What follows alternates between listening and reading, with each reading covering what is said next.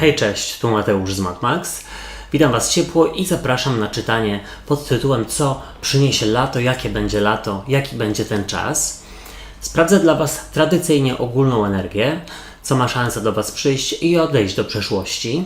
Jak Wy się przedstawiacie, będzie też rada oraz informacja, czego raczej nie robić i czego unikać w tym okresie. Pamiętajcie jednak, że czytania prezentowane na tym kanale są bardzo ogólne i tutaj nie będzie wszystko z Wami rezonowało, więc bierzcie do siebie tylko i wyłącznie to, co Wam odpowiada, a całą resztą w ogóle się nie przejmujcie. Ewentualnie zachęcam Was do sprawdzania czytań dla swoich znaków ascendentalnych również. Jak sprawdzić ascendent? W opisie pod filmem również znajdziecie link do strony, gdzie można to zobaczyć. Moi drodzy, przejdźmy do czytania i zaczniemy od osób z podznaku barana. Barany, jakie będzie dla Was lato? Ogólna energia.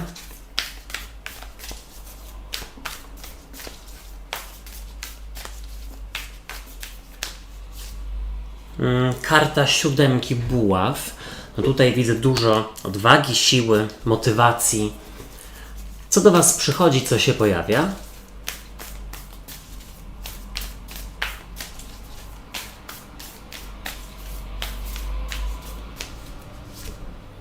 A tutaj z kolei szóstka mieczy. Być może ktoś się przeprowadza lub rozpoczyna nowy etap na zasadzie pracy w tym czasie. I to też oczywiście może się wiązać z wyjazdami, z przeprowadzką. Co odchodzi do przeszłości?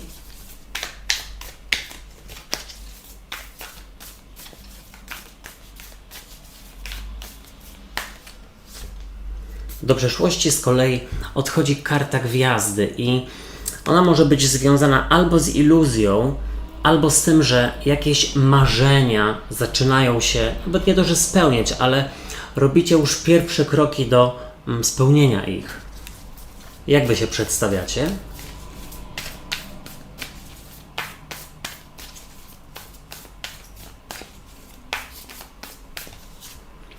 No Wy przedstawiacie się jako ósemka kielichów i no to może być rzeczywiście przekaz dla osób, które rozpoczynają nowy etap. Jaka będzie dla Was rada?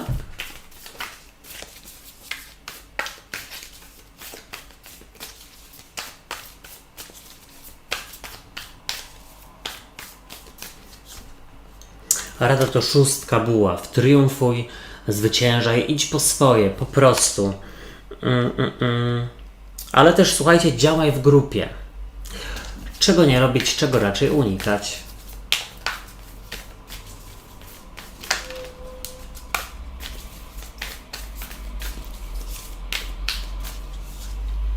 Tutaj jest piątka mieczy i z przełożenia karta wieży. No słuchajcie, dosyć mocne czytanie. Oczywiście, jeśli to z Wami nie rezonuje, to sprawdzajcie ascendenty. Ale myślę, że jest to przede wszystkim przekaz dla osób, które niekoniecznie rozstają się z partnerem lub z partnerką, bardziej na zasadzie rozstania się z pracodawcą, rozpoczęcia nowego etapu, przeprowadzki. Ewentualnie powiedziałbym, że jest to też świetny czas na to, aby poradzić sobie z przeszłością, z traumami rodzinnymi, z jakimiś schematami, w które wchodzicie. I tutaj nawet nie chodzi o identyfikację tych traum i schematów, tylko raczej już o rozpoczęcie pracy nad nimi. Ta identyfikacja mogła być wcześniej. Ale zacznijmy od tego, że z przełożenia karta wieży niewątpliwie może mówić o tym, że coś się zawali lub zakończy i nie sądzę, że tutaj ma to się zadziać w takim negatywnym słowa tego znaczeniu. Wręcz powiedziałbym, że barany mają dużą ochotę właśnie na rozpoczęcie od nowa. I czy to chodzi o związek, czy o pracę, czy o miejsce zamieszkania, to już tam sobie wybierzcie. Ale ta wieża mogłaby też mówić o takim budowaniu siebie i swoich fundamentów od początku, od podstaw. I to jest bardzo ważne, dlatego że w tym czasie, w tym lecie, lato, macie rzeczywiście szansę w cudzysłowie stanąć na nogi albo po prostu bardzo się wzmocnić. Tym bardziej, że zobaczcie, w ogólnej energii jest dla Was siódemka buław i ta karta może właśnie mówić o takiej sile, odwadze, o braniu na swoje barki dużej odpowiedzialności i takich ambitnych planów realizowanie. Chęci oczywiście na realizowanie ambitnych planów. Ja mam wrażenie, że barany myślą, że albo grubo, albo wcale, tak kolokwialnie tutaj powiem. I nawet jesteście tutaj na tyle zmotywowani, żeby po prostu na głęboką wodę siebie gdzieś tutaj rzucić, żeby skoczyć na głęboką wodę. I ja myślę, że to jest przede wszystkim związane z pokonywaniem swoich słabości, takich barier, blokad, schematów, które do tej pory wami rządziły. To mogą być rzeczywiście związane schematy z tym, jak postępowała wasza rodzina w przeszłości i wy teraz je właśnie powtarzacie. Zobaczcie, przychodzi do was 6 mieczy i ta karta jak najbardziej jest związana właśnie z wyruszeniem do przodu, z rozpoczęciem nowego etapu, z wyjazdem, z przeprowadzką, a być może w ogóle z zostawieniem za sobą bagażu trudnych doświadczeń, wyciągnięcia wniosków oraz właśnie rozpoczęcia nowego etapu, przynajmniej nawet, słuchajcie, to nie jest tak, że wszystkie barany będą się nagle przeprowadzać. Być może gdzieś sobie coś postanowicie i w waszej głowie już od razu, od samego początku będzie taka energia, motywacja do realizowania tego i do zostawienia za sobą czegoś bardzo trudnego, czegoś, w co było dużo wkładanej siły, ale gdzieś to nie przynosiło efektów ani rezultatów. W każdym razie powiedziałbym, że bardzo silny czas, taki naprawdę motywacja i odwaga. Momento. Dzisiaj niestety zabrakło soku. Słuchajcie, do przeszłości odchodzi karta Gwiazdy. I Gwiazda to moja ulubiona karta, jak zapewne każdy wie. Ciekawy jestem, jakie są wasze, ale słuchajcie, ta karta mogłaby tutaj mówić, patrząc na całość, o jakiejś iluzji. Czyli jest koniec iluzji zastanawiania się, planowania czegoś, albo iluzji pod tytułem jakoś to samo się załatwi, jakoś samo się rozwiąże. Może ktoś podejmie za mnie decyzję. Nie ma tutaj czegoś takiego. Wręcz przeciwnie. Koniec iluzji. Ja teraz rozpoczynam, teraz albo nigdy, tak naprawdę. Ta karta niewątpliwie mówi o tym, że jakieś marzenia z przeszłości, w tym czasie, w tych miesiącach mają szansę, nawet nie to, że się spełnić, ale rozpocząć realizowanie. Że wy rozpoczynacie realizowanie swoich marzeń i celów. To może być również związane z podróżami, z budowaniem domu, na przykład w innym mieście czy za granicą. Bardzo, bardzo ciekawe. A wy z kolei, zobaczcie, pokazujecie się jako karta 8 kielichów. Karta, która przedstawia włóczy kija idącego, zmierzającego w nieznane, ale on jest tutaj otwarty naprawdę właśnie na nowe doświadczenia, na nowe lekcje.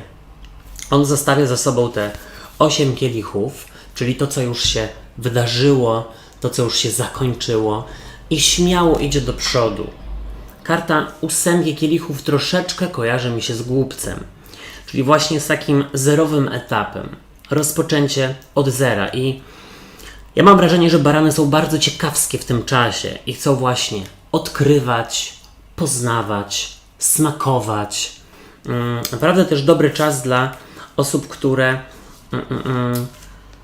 pomyślą sobie na zasadzie, kurczę, straciłem już sporo czasu w swoim życiu na robienie tego i tamtego, jakieś tam sytuacje, które mnie wcale nie zadowalają. Teraz ja chcę robić tylko i wyłącznie to, co miałem zawsze w planach, to, o czym marzyłem, przekraczać swoje bariery. Nie będę już młodszy, zdrowszy i tak dalej, i tak dalej. Zobaczcie, w racie jest dla was karta 6 buław, karta triumfu i zwycięstwa. I ona dosłownie mówi o tym, żeby iść po swoje, żeby próbować, ryzykować, wierzyć w siebie. I też tak naprawdę pomyśleć, zastanowić się, jakie osoby was otaczają. Czy otaczacie się rzeczywiście osobami, które was wspierają w rozwoju, które wam dodają energii i motywacji, czy raczej takimi, które troszeczkę je zabierają i podcinają skrzydła. Ja myślę, że przydałoby się zrobić pewien tak zwany przesiew, jeśli chodzi o najbliższych i być może w ogóle osób, które są w waszym życiu, bo może nie wszyscy są najbliżsi, a właśnie ci najbliżsi powinni być najważniejsi. Mam nadzieję, że wiecie, o co mi chodzi i też chętnie się dowiem, jakie macie pomysły i chęci na jakie zmiany. Zobaczcie, czego nie robić, czego unikać, to piątka mieczy i jest to karta braku komunikacji, ale tutaj mogłaby, słuchajcie, sugerować takie nic nie robienie, poddanie się, takie planowanie zamiast działania, albo inaczej bym powiedział. Takie poddanie się zanim spróbujecie. Nie wiem, czy to chodzi o słomiany zapał. Bardziej o coś takiego, że i tak nie uda mi się zbudować tego domu gdzieś w lesie, więc nawet nie będę próbować. Ale czegoś takiego trzeba unikać, bo najprawdopodobniej po przeanalizowaniu pewnych faktów, czy rzeczywiście jakichś schematów, które wami tutaj rządzą, okaże się, że krok po kroku jakoś to się da zrobić. Wszystkiego dobrego wam życzę. Teraz byki. Zapraszam was na czytanie na lato. I jaka będzie dla nas ogólna energia?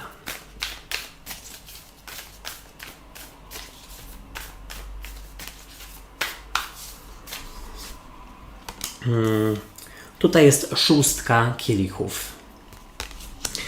Co do was przychodzi, co się pojawia?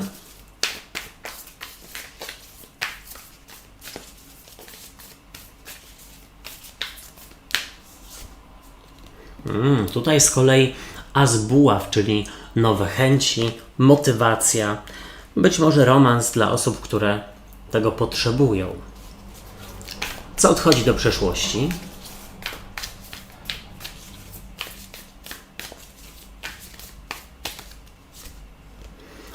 Do przeszłości odchodzi 5 monet, czyli karta braku. No fantastycznie i wcale nie musi chodzić tylko i wyłącznie o braki finansowe. Być może o takie emocjonalne albo poczucie, że czegoś mi brakuje. Może jestem za głupi, za mało inteligentny, za brzydki itd., itd. Jak wy się przedstawiacie?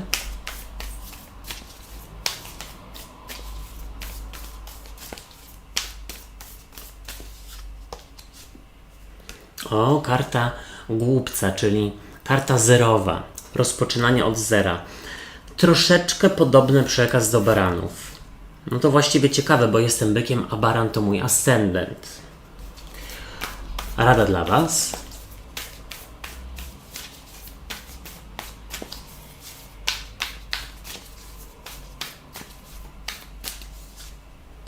Karta słońca, przepiękna, jedna z moich ulubionych w tarocie. Oczywiście gwiazda jest najbardziej, a wasza piszcie koniecznie. Czego nie robić, czego unikać.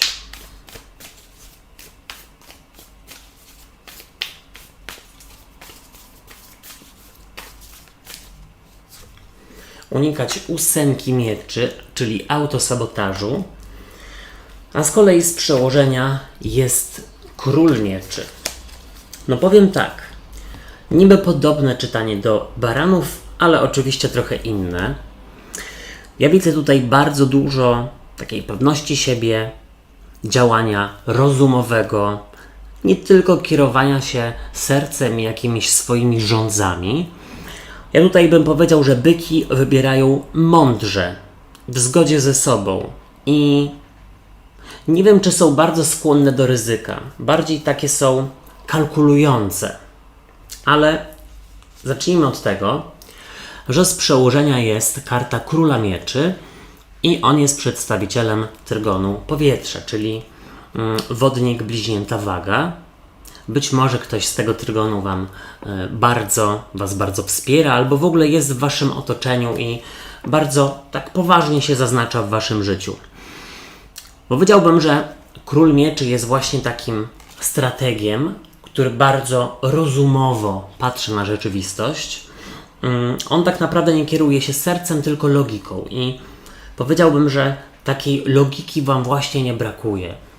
Byki są dosyć stonowane i mają panowanie nad swoimi emocjami w tym okresie letnim. I myślę, że to dobra informacja, zwłaszcza dla tych, którzy chcą podjąć albo potrzebują podjąć jakieś życiowe decyzje, wybory. Zobaczcie, w ogólnej energii jest karta szóstki kielichów i to bardzo dobrze, no bo teoretycznie jest to karta albo bratniej duszy, albo zaglądania w przeszłość i myślę, że niewątpliwie dla wielu byków bratnią duszą będzie właśnie wodnik, waga lub bliźnięta. Ale też tak naprawdę tutaj powiedziałbym, że przypominają wam się takie dziecięce, dawne plany i marzenia i wydaje mi się, że część z was zaczyna je w tym okresie letnim właśnie spełniać i to może być coś małego na zasadzie skok na bungee, zrobienie pierwszego tatuażu, czy nauczenie się gry na flecie, czy na gitarze, czy na czymkolwiek. No, ciekawe, na czym wy się tam chcecie nauczyć. Grać. Ale ta szóstka kielichów też jest kartą rozmarzenia, więc macie tutaj balans pomiędzy właśnie takim rozumowym, chłodnym, kalkulującym myśleniem, a pomiędzy troszeczkę bujaniem w obłokach. To jest idealny, myślę, balans. I teraz tak, zobaczcie, przychodzi do was karta asa buław i no, to jest taki płonący as, który niewątpliwie mówi o nowym początku, nie tylko romansu, ale być może do części z was wróci romans z przeszłości z osobą, z którą już kiedyś coś było, być może nawet z czasów szkolnych czy uczelnianych, ale as buław to przede wszystkim nowa siła, nowa energia, motywacja do działania, do zdobywania, do podejmowania ryzyka, ale oczywiście w połączeniu z rozumem, tak jak wcześniej ten król mieczy zasugerował. I to jest bardzo dobre. Idealny balans. Chociaż nie ma tutaj karty balansu. I teraz tak, zobaczcie, do przeszłości odchodzi przepiękna karta piątki monet. No, piękna jest w tej talii, w ogóle uwielbiam tę talię, ale no jest to właśnie karta braku. Poczucia, że nie macie wystarczająco dużo środków, talentu, motywacji, a może słuchajcie, takiego poczucia, że ktoś was adoruje i że się wami interesuje i no, jako że to odchodzi do przeszłości, a macie tutaj asa buław, no to niewątpliwie jest tutaj na odwrót. Macie wrażenie, że ktoś bardzo wam bliski się liczy z waszym zdaniem. No, zwłaszcza właśnie ten trygon powietrza. Liczy się z waszym zdaniem i uznaje was za autorytet. I w tym okresie letnim macie takie poczucie, że no, nic mi nie brakuje. Jestem mądra, inteligentna, jestem adorowana i nie dlatego, że ktoś udaje, ale dlatego, że rzeczywiście jest ku temu powód. Przeszedłem swoją drogę już do tej pory, no i mogę uznać, że ona mnie wzbogaciła, ta droga. Momento. Tutaj niewątpliwie jest to dobry czas na zbieranie lub pomnażanie pieniędzy. Do tego, aby w przyszłości spełnić swoje marzenia. Na przykład i te marzenia takie dawne z czasów młodzieńczych, dziecięcych i tak dalej.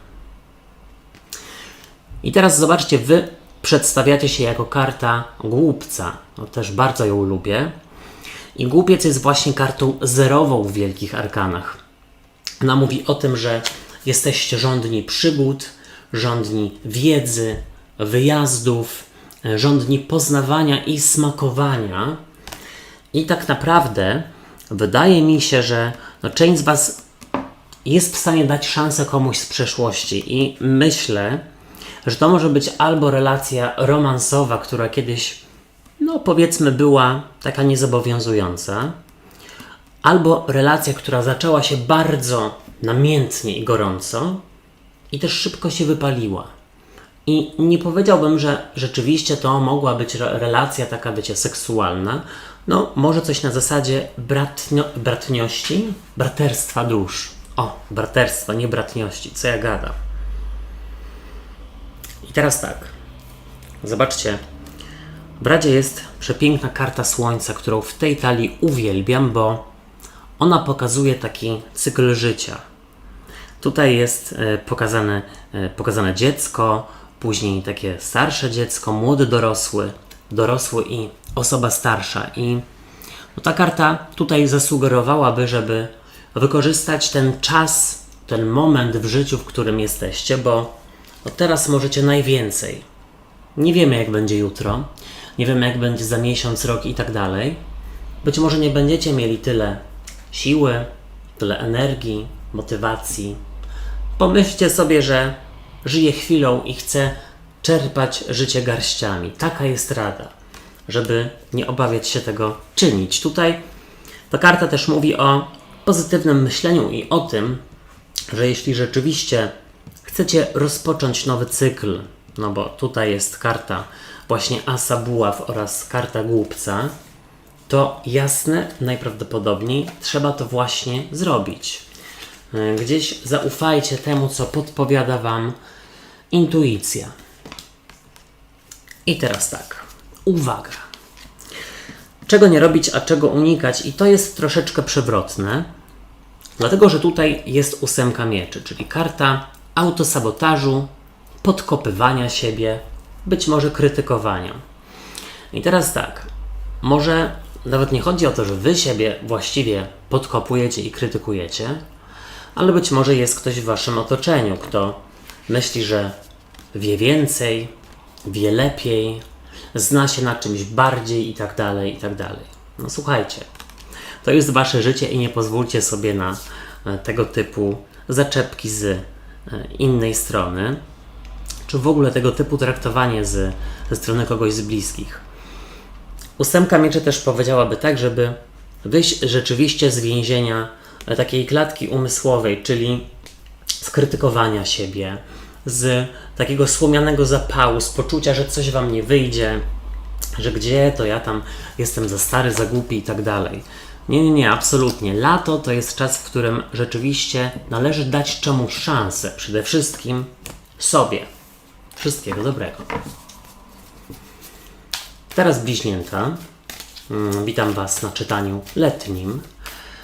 Sprawdźmy, jaka będzie dla Was ogólna energia na lato.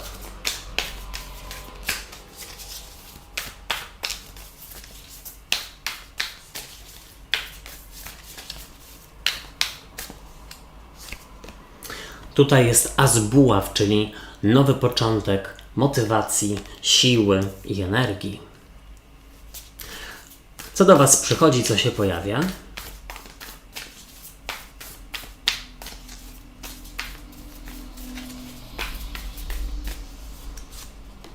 O, tutaj z kolei rycerz kielichów i to może być nowy adorator lub adoratorka. Ale to zaraz. Być może ktoś z Trygonu, wody, rak, skorpion, ryby. Co odchodzi do przeszłości?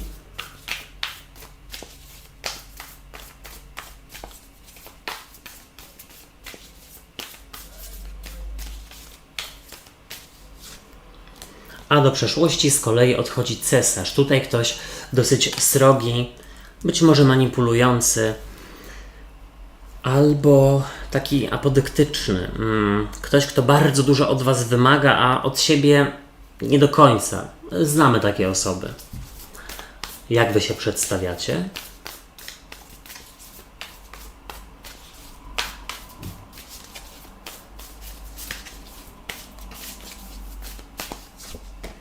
A Wy z kolei jako karta piątki buław i jest to karta konfliktu bądź rywalizacji.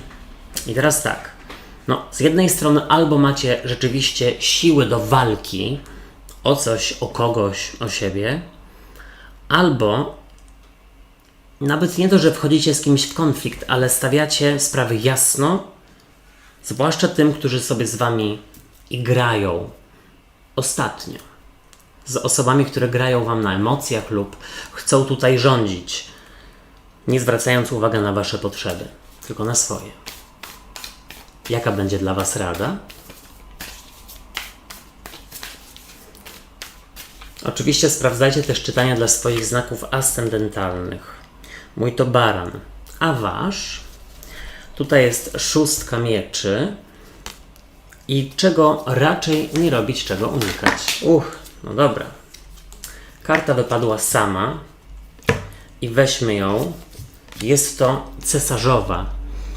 Unikać cesarzowej. Tutaj, no ciekawe. Z przełożenia jest z kolei 6 monet. No powiem tak. Pewnie nie bez powodu, ale pojawiła Wam się tutaj para. O, nawet klakson za oknem mógłby być potwierdzeniem. Cesarz i cesarzowa. No tutaj w tym przypadku być może trudna relacja. Ale dobra, no zacznijmy sobie od początku. Tutaj naprawdę widzę dużo ognia, motywacji, walki, takiej siły do przekraczania swoich, nawet nie to, że barier, bardziej do zaznaczania swoich granic. O! Zobaczcie z przełożenia 6 monet. Karta charytatywności, równowagi w braniu i dawaniu. I mi się wydaje, że w tym czasie bardzo zwracacie uwagę na takie właśnie nierówności w relacjach pomiędzy Wami a najbliższymi.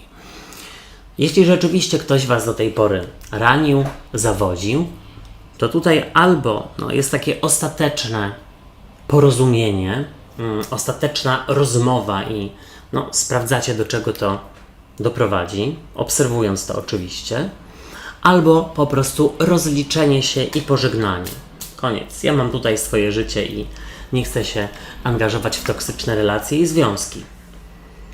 6 monet niewątpliwie mówi o ogromnej szczodrości, która przyjdzie do Was od losu w ten okres letni, wakacyjny i myślę, że ta szczodrość może być właśnie od losu, od Boga, zależy w co wierzycie, w postaci energii, siły i motywacji, bo zobaczcie, w ogólnej energii jest dla Was as buław, płonący i jak to każdy z asów mówi o nowym początku, ale akurat ta karta to nowe, takie fale energii, motywacji, być może nowy romans, albo staniecie do walki z kimś lub z czymś, kto Was ogranicza, z kimś lub z czymś, co Was tak jakby sprowadza do bardzo niskiego poziomu. No tutaj ewidentnie też bym powiedział, że macie w sobie tyle motywacji, że zarażacie nią innych. Jesteście takim inspiratorem, że tak powiem. Prawie to zabrzmiało jak respiratorem, ale inspiratorem do właśnie walki, do motywacji, do też, słuchajcie, korzystania z życia, bo momento. Dzisiaj zabrakło mi soku pomarańczowego. Inspiracją do korzystania z życia, bo zobaczcie, przychodzi do Was rycerz kielichów i rycerz kielichów tutaj może mówić o kimś takim zabawowym, pełnym życia, o osobie, która właśnie czerpie przyjemność z życia i tym się przede wszystkim kieruje. Daje sobie radość i albo tutaj chodzi o to, że Wy jesteście bardzo przekierowani z robienia dobrze innym na robienie dobrze sobie i rzeczywiście radością z lata, z pogody, z czasu wolnego. Być może jakieś dodatkowe sanatorium wpadnie tutaj, bo ta 6 monet niewątpliwie by o tym sugerowała. I w tym sanatorium może być dużo zabawy i nowych znajomości, ale ten rycerz kielichów też sugeruje osobę, która po prostu do tej pory Wam grała na emocjach, która Was zwodziła, która Wam coś obiecywała, nie dotrzymywała słowa i tak naprawdę nie wiadomo było, gdzie zmierza ta relacja. I jako, że zobaczcie, cesarz odchodzi do przeszłości, a jest to ktoś taki silny, taki nawet dominujący, nawet troszeczkę apodyktyczny, to mi się wydaje, że następuje zerwanie tutaj takiego schematu i następuje z Waszej strony postawienie się, zmierzenie się z kimś, komu wydaje się, że może manipulować oraz ma nad Wami władzę. To jest jedna rzecz. A druga rzecz, taka przyjemniejsza, chociaż to może być przyjemne, bo nabieracie energii. Ale tutaj kończy się takie poczucie, że trzeba bardzo dużo planować, że jest konieczność dopilnowania wszystkiego, że jak wy się za coś nie zabierzecie, to inni wszyscy tam spitolą. Tutaj jest taki większy luz. Większy luz i danie kredytu zaufania innym, którzy na przykład mogą za was podczas waszego urlopu coś wykonać, dokończyć i tak dalej. Zrzucacie ze swoich pleców taki ciężar odpowiedzialności. Zobaczcie, wy przedstawiacie się jako piątka buław, czyli karta przedstawiająca walczące i ziejące ogniem smoki, i ta karta niewątpliwie mówi o rywalizacji i konflikcie, czyli jesteście na tyle zdeterminowani i pewni siebie, że gdzieś po prostu w cudzysłowie konkurencję zmiatacie po prostu z nóg. No, zwłaszcza jeśli tutaj chodzi o konkurencję pod tytułem osoby, które lubią dominować oraz cieszyć się waszym kosztem. Piątka buław też może mówić, że macie szansę na taki szybki, ognisty romans i nad tym trzeba by było się zastanowić, bo pamiętajcie, że im coś szybciej i namiętniej się zadzieje, tym później szybciej tak naprawdę gaśnie, albo jak zgaśnie, to może okazać się, że pod spodem nic nie ma. Bazy w postaci przyjaźni, zaufania i tak dalej. No ale niewątpliwie dużo w was takiej hardej siły. W Bradzie jest szóstka mieczy, a szóstka mieczy to karta zostawienia za sobą czegoś trudnego i wyjazdu, wyruszenia do przodu. I rzeczywiście jakiś etap może wypadałoby zakończyć. Nawet nie to, że jakąś relację, ale być może etap, w którym ktoś tutaj czuje, że może sobie pozwalać na tyle, ile chce, waszym kosztem. Ewentualnie w Radzie jest też po prostu wyjazd. Pozwólcie sobie przestać kontrolować, powiedzmy, otoczenie, typu praca, dom i tak dalej, i po prostu pozwólcie sobie na urlop, bez sprawdzania maili, wiadomości, bez dzwonienia co chwilę do pracy czy do dzieci, żeby sprawdzić, jak się mają. Pozwólcie sobie na ten luz, który niewątpliwie tutaj macie. Jeśli ktoś planuje rozpocząć nowy etap, to wykorzystać tę iskrę, która jest w was. Trzeba ją rozdmuchać, bo przy piątce buław i asie buław niewątpliwie jest bardzo duża szansa na sukces. Czego nie robić, czego unikać, jest to karta cesarzowej. I to jest ciekawe, bo cesarzowa może mówić o trygonie ognia, czyli baranie lwie lub strzelcu. Czemu unikać? Nie wiem. Karta cesarzowej może też mówić o kobiecie w ciąży lub w ogóle o wikłaniu się w romanse i w bliższe relacje emocjonalne z osobami, które mają rodzinę, ale na przykład teoretycznie są w trakcie rozwodu, czy może jeszcze gdzieś tam pomieszkują ze swoimi byłymi i tak dalej. To nie są dobre rejony, które nie należałoby w nie wchodzić. Cesarzowa też mówi tak naprawdę, też tutaj, żeby wykorzystać obfitość, którą przyniesie wam lato. I ta obfitość w postaci właśnie motywacji, chęci do życia, do zwiedzania, do sprzeciwiania się, do zaznaczania swoich granic. Wszystkiego dobrego. Teraz raki. Witam was ciepło i zapraszam na czytanie letnie. Zobaczymy, jaka będzie dla was ogólna energia na ten czas.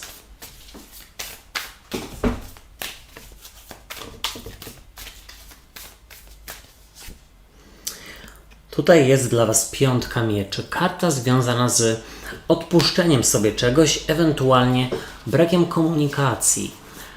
Co do was przychodzi, co się pojawia?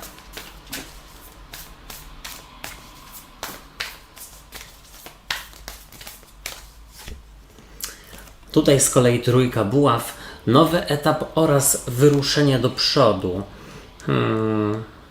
Co odchodzi do przeszłości?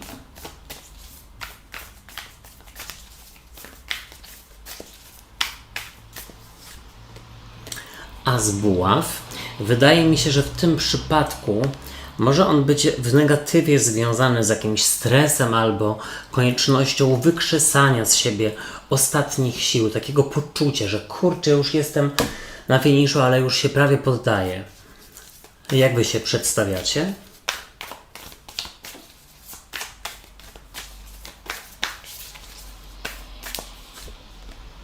Karta rycerza mieczy, czyli ktoś waleczny, walczący, ale tylko i wyłącznie o to, na czym mu naprawdę zależy. Tutaj jest tak jakby bez zmuszania się do robienia czegoś, z czego rzeczywiście nie widzicie plonów, czy nie widzicie dalej sensu. Wybaczcie. Jaka będzie dla was rada?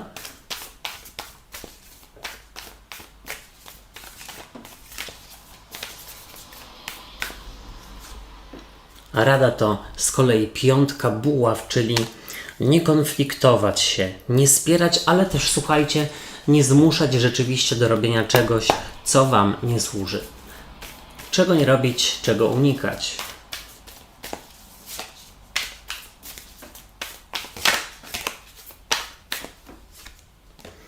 Tutaj jest z kolei as kielichów i z przełożenia 7 kielichów.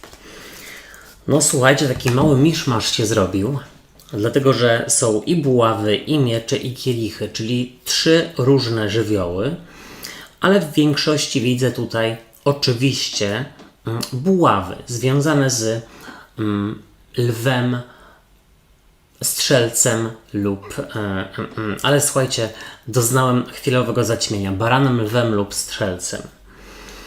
I teraz tak, zacznijmy od tego, że z przełożenia jest dla was 7 kielichów i jest to karta związana z bujaniem w obłokach albo, słuchajcie, z koniecznością podjęcia jakiejś decyzji.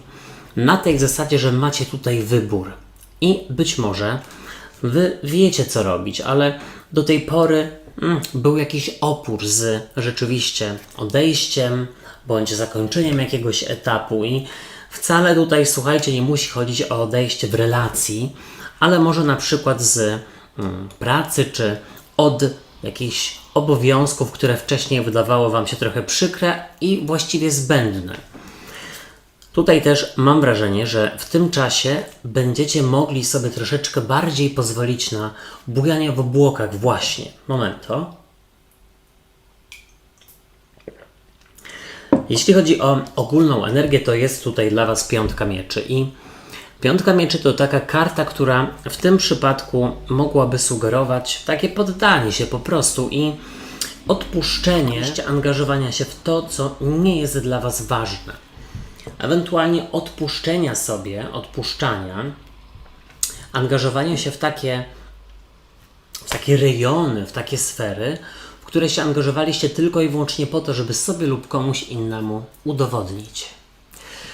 Tutaj też mam wrażenie, że może chodzić o relację z kimś, z kim ostatnio było mało kontaktu lub w ogóle tego kontaktu nie było. Komunikacja leżała, nie dało się dogadać. Teraz wydaje mi się, szczerze mówiąc, że po prostu sobie to odpuszczacie, dlatego że macie tego dosyć. Na pewno odpuszczacie sobie przyjmowanie się czymś takim lub kimś takim.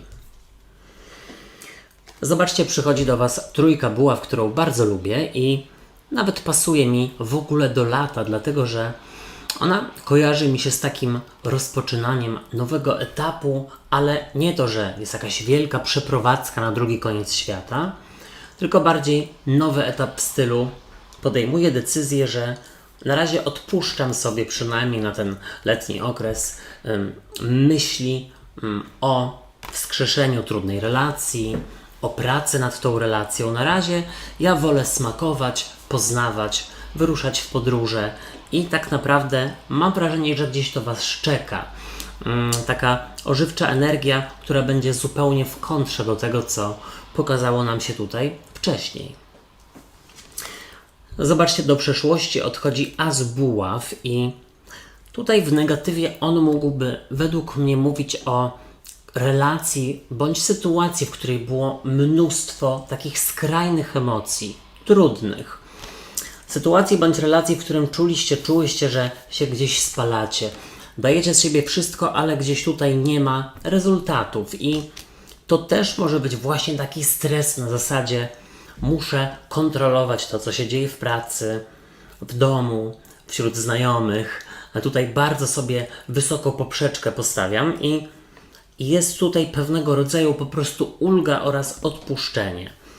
Być może to odpuszczenie też jest właśnie związane z tą relacją, w której ktoś Was robił w bambuko. Czyli tutaj było bujanie w obłokach, obietnice bez pokrycia i tak dalej. W ogóle czytanie z cyklu Wybierz kartę a propos tego, czy odejść, czy zostać, czy angażować się, czy się nie angażować, jest już na moim kanale, sprawdzajcie. Zobaczcie, Wy pokazujecie się jako rycerz mieczy. Tutaj w tej talii wygląda jak husarz i jest to właściwie mój ulubiony z rycerzy. Ciekawy jestem, jaki jest Wasz. Dlatego, że on jest taki waleczny i walczący, ale nie z kimś, nie ze sobą, a bardziej o siebie, bardziej o kogoś, i w ogóle w imię swoich wyższych wartości. I wydaje mi się, że tutaj to wcale nie wyklucza się z tym odpuszczeniem, bo po prostu podejmujecie decyzję o walkę tylko i wyłącznie o to, nad czym Wam najbardziej zależy. I myślę, że przede wszystkim tutaj chodzi o Wasze dobro. W każdym razie ten rycerz mieczy raczej postępuje w zgodzie ze sobą, mądrze oraz on podąża jakimś planem przez siebie wyznaczonym. Bardzo dobrze. Tutaj też nie ukrywam, że rycerz mieczy to przedstawiciel trygonu powietrza, czyli bliźnięta waga lub wodnik. Zobaczcie, w radzie jest dla Was piątka buław, karta, która pokazuje smoki ziejące ogniem i jest to karta związana z konfliktem bądź rywalizacją. I wcale nie chodzi mi o to, że radzę Wam, czy karty radzą, aby się konfliktować, ale właśnie wręcz przeciwnie. Tam, gdzie czujecie, że się spalacie, tam, gdzie Wam brakuje energii, w relacjach z osobami, które zawsze są takie nastroszone, najeżone i zawsze na anty, po prostu to odpuszczać. Na pewno nie drzeć kotów. W ogóle powiedziałbym, żeby pozwolić sobie, aby to lato było bardziej luźne, przynajmniej ten czas lata, bo wiadomo, że z pogodą różnie. Luźne na tej zasadzie, żebyście nie chciały kontrolować wszystkiego. A już na pewno życia rodzinnego, bo tam niech sobie każdy robi co chce, później zobaczy, czy to było warto, czy nie.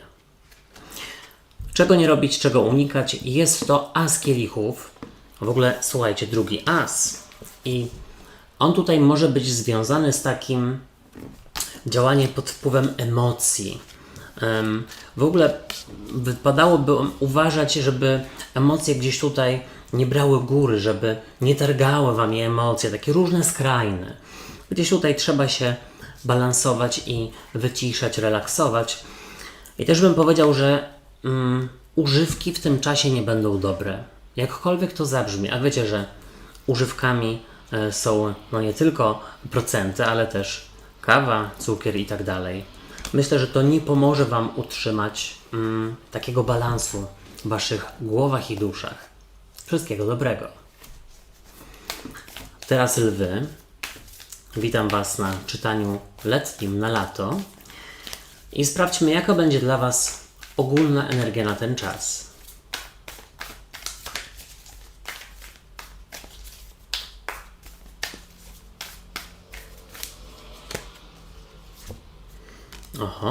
Tutaj karta cesarza. Może to nawet dobrze, bo cesarz jest przedstawicielem Waszego trygonu. Co do Was przychodzi?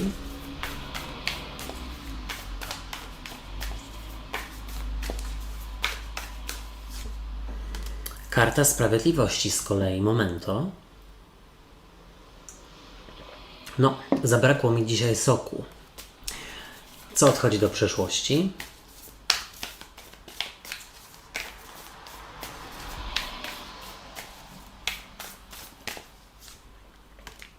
Karta ósemki mieczy, czyli autosabotaż. Tutaj jest cesarz, rzeczywiście później sprawiedliwość i odchodzi karta ósemki mieczy do przeszłości. A lwy, jak Wy się przedstawiacie?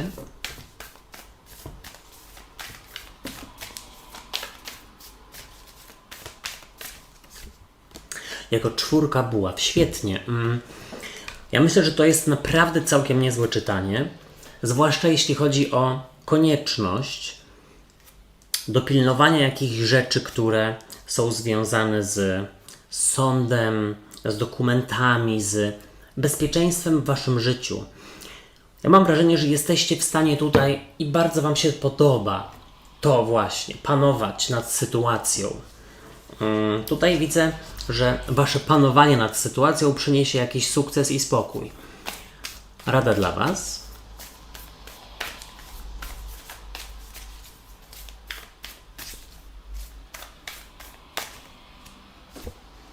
Karta głupca i czego nie robić, czego unikać.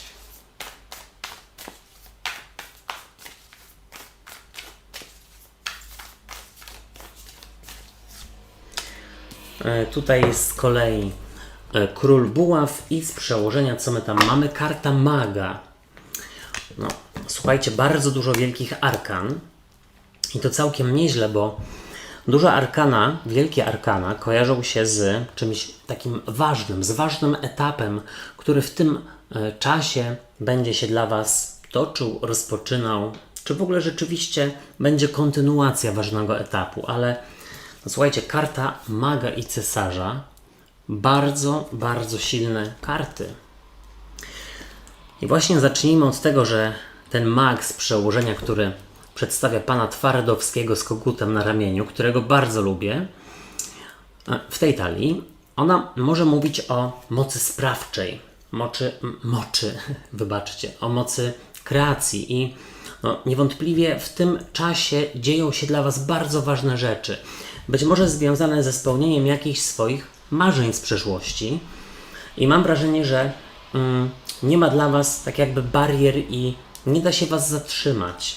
Wy macie rzeczywiście poczucie, że macie taką moc sprawczą i to, co sobie tutaj zamierzycie, wymyślicie, no to na pewno naczarujecie i bardzo dobrze, bo właśnie karta maga mówi o kimś, kto umie manifestować, o tym, w ogóle o manifestacji i tak jak już wspomniałem wcześniej, tutaj może się dla was manifestować coś z przeszłości, jakieś marzenie, plan. Świetny czas na to, aby wdrożyć coś w życie. Zobaczcie, karta cesarza w ogólnej energii, który przedstawia trygon ognia, czyli barana, lwa, strzelca, właśnie wasz trygon. No to mówi o tym, że niewątpliwie w tym czasie macie w sobie mnóstwo wigoru, energii, zapału do tego, żeby rządzić, ustawiać i tak jakby tutaj sprawujecie pieczę nad naprawdę ważnymi sprawami. Zwłaszcza jeśli jest ktoś, kto dużo opowiada, mało robi, obiecuje i nie do końca dotrzymuje słowa. I no tutaj niewątpliwie lwy są takimi przywódcami właśnie, cesarzami, które wszystko umieją dopilnować, doprowadzić do końca, zadbać o porządek i szczerze widzę, że bardzo wam w to odpowiada taka właśnie moc sprawcza i taka motywacja. No, tak jak mówiłem wcześniej, lwy są nie do zatrzymania w tym czasie. Zobaczcie, przychodzi do was karta sprawiedliwości. Ja bym powiedział, że jest to świetny czas na to, aby wyprostować sprawy sądowe związane z dokumentami, z księgowością, z pieniędzmi. Mam wrażenie, że macie tutaj głowę właśnie do dokumentów i jeżeli tutaj wcześniej była prokrastynacja, czyli odkładanie rzeczy na później, to mam wrażenie, że teraz jest wręcz przeciwnie. No, lwy są wspaniałymi zarządcami i też, słuchajcie, to nie jest tak, że wy tutaj rozstawiacie wszystkich po kątach i każdy się kuli po prostu i są jakieś kłótnie i fochy. Nie, nie, nie. Ta karta sprawiedliwości mówi o tym, że umiecie utrzymać ład i porządek. No nie ma właśnie takiego chaosu, czy rzeczywiście fochów, skrajnych emocji. Tutaj czujecie, że bardzo dużo od was zależy i myślę, że inni uznają was za autorytet. Świetny zestaw kart. Zobaczcie, do przeszłości odchodzi 8 mieczy. No i to jest właśnie karta autosabotażu. Poczucia, że po pierwsze, no gdzieś tutaj nie jestem wystarczająco dobry, zdolny, nie umiem tego, nie uda mi się, a tam pewnie zaraz nawet jeśli coś się rozpoczęło, to zaraz się zakończy. To jest takie podkopywanie się i negatywne nastawienie do rzeczywistości. Ja myślę, że tutaj tego nie ma w tym czasie. Bardzo dobrze. Momento. Ale jeśli chodzi o tę 8 mieczy, to też bym powiedział, że nie ma tak jakby poczucia, że jesteście w sytuacji, w potrzasku, bez wyjścia. Coś się nie rusza, nie ma przepływu. No wręcz przeciwnie, wy tak już umiecie o to zadbać i tak już sobie umiecie wyselekcjonować osoby, z którymi działacie, pracujecie, żyjecie, no, że coś tutaj jednak się rozwija. Bardzo dobrze, słuchajcie, trzeba, myślę, że inwestować, rządzić, działać. Zobaczcie, wy przedstawiacie się jako 4 buław. Uwielbiam tę kartę w tej talii, jest świetna, jedna z moich ulubionych. Pokazuje parę, która tańczy sobie jakiegoś kujawiaka, czy innego mazowszaka, czy tam jakkolwiek się nazywa. Nie znam się na tańcach regionowych, czy tam ludowych, ale zobaczcie, ona tutaj pokazuje parę, która coś świętuje. Jest tutaj radość, zadowolenie i no oczywiście oprócz tutaj takich imprez rodzinnych tak naprawdę, czy one mogą być związane ze ślubem, ze świętowaniem jakiejś okrągłej rocznicy, z urodzinami i tak dalej. Oprócz tego wszystkiego, w tej karcie ja tutaj widzę radość z takiego poczucia, że stoicie na nogach, sprawy idą po waszej myśli, coś wam się udało podpisać, rozpocząć. I tutaj w ogóle, zobaczcie, ta karta 4 buław pokazuje coś stabilnego właśnie, jak krzesło ma 4 nogi. Tak dla mnie ta karta może się kojarzyć z fundamentami, być może z domem, być może ktoś tutaj ma poczucie, że jakiś remont czy budowa naprawdę idzie do przodu. Super. Zobaczcie, w Radzie jest karta Głupca. Karta zerowa w Wielkich Arkanach. I ta karta mogłaby mówić o tym, że nawet jeśli tam powiedzmy będą przejściowe trudności czy powiedzmy opóźnienia, to nic. Należy to przyjąć jako za dobrą kartę, za dobrą monetę i nauczyć się czegoś. Po prostu brać wszystko, co przydarza się w tym czasie jako lekcję, nowe doświadczenie. Tutaj niewątpliwie też karta radziłaby Wam, żeby zrobić sobie jakieś wolne i urlop. I to wcale nie musi być jakiś bardzo długi urlop, ale być może weekendy lub dni wolne spędzać. Nawet nie gdzieś za granicą daleko i drogo, ale gdzieś na łonie natury, w górach, w lesie, żeby po prostu się uziemić i wyciszyć. Czego nie robić, czego unikać, jest to Król Buław.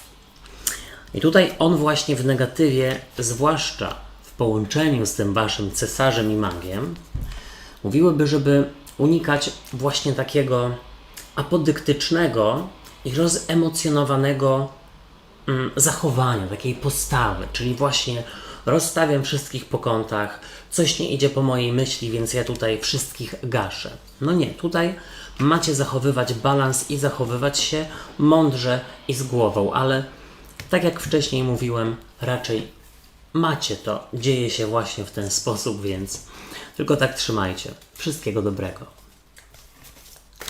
Teraz panny.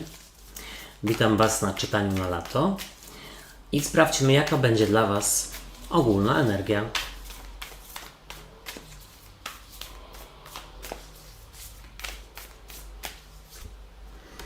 Trójka buław. Karta nowego etapu, nowych horyzontów. Co do Was... tutaj wypadła mi 7 kielichów. Co do Was przychodzi, co się pojawia?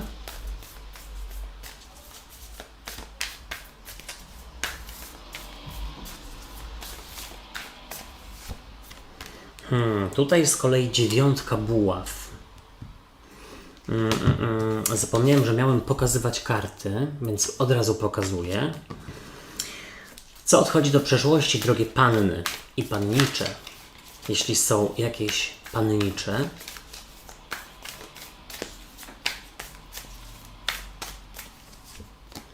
Tutaj as kielichów.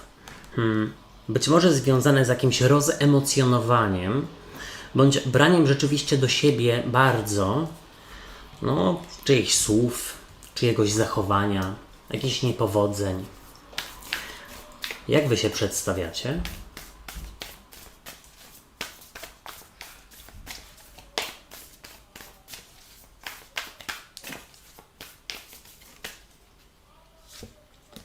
Tutaj jako 6 mieczy i no, powiem wam szczerze, że w wielu czytaniach pokazują się podobne karty. Ja myślę, że ogólnie aura tego czasu będzie dosyć podobna dla wielu z nas. Jaka będzie rada?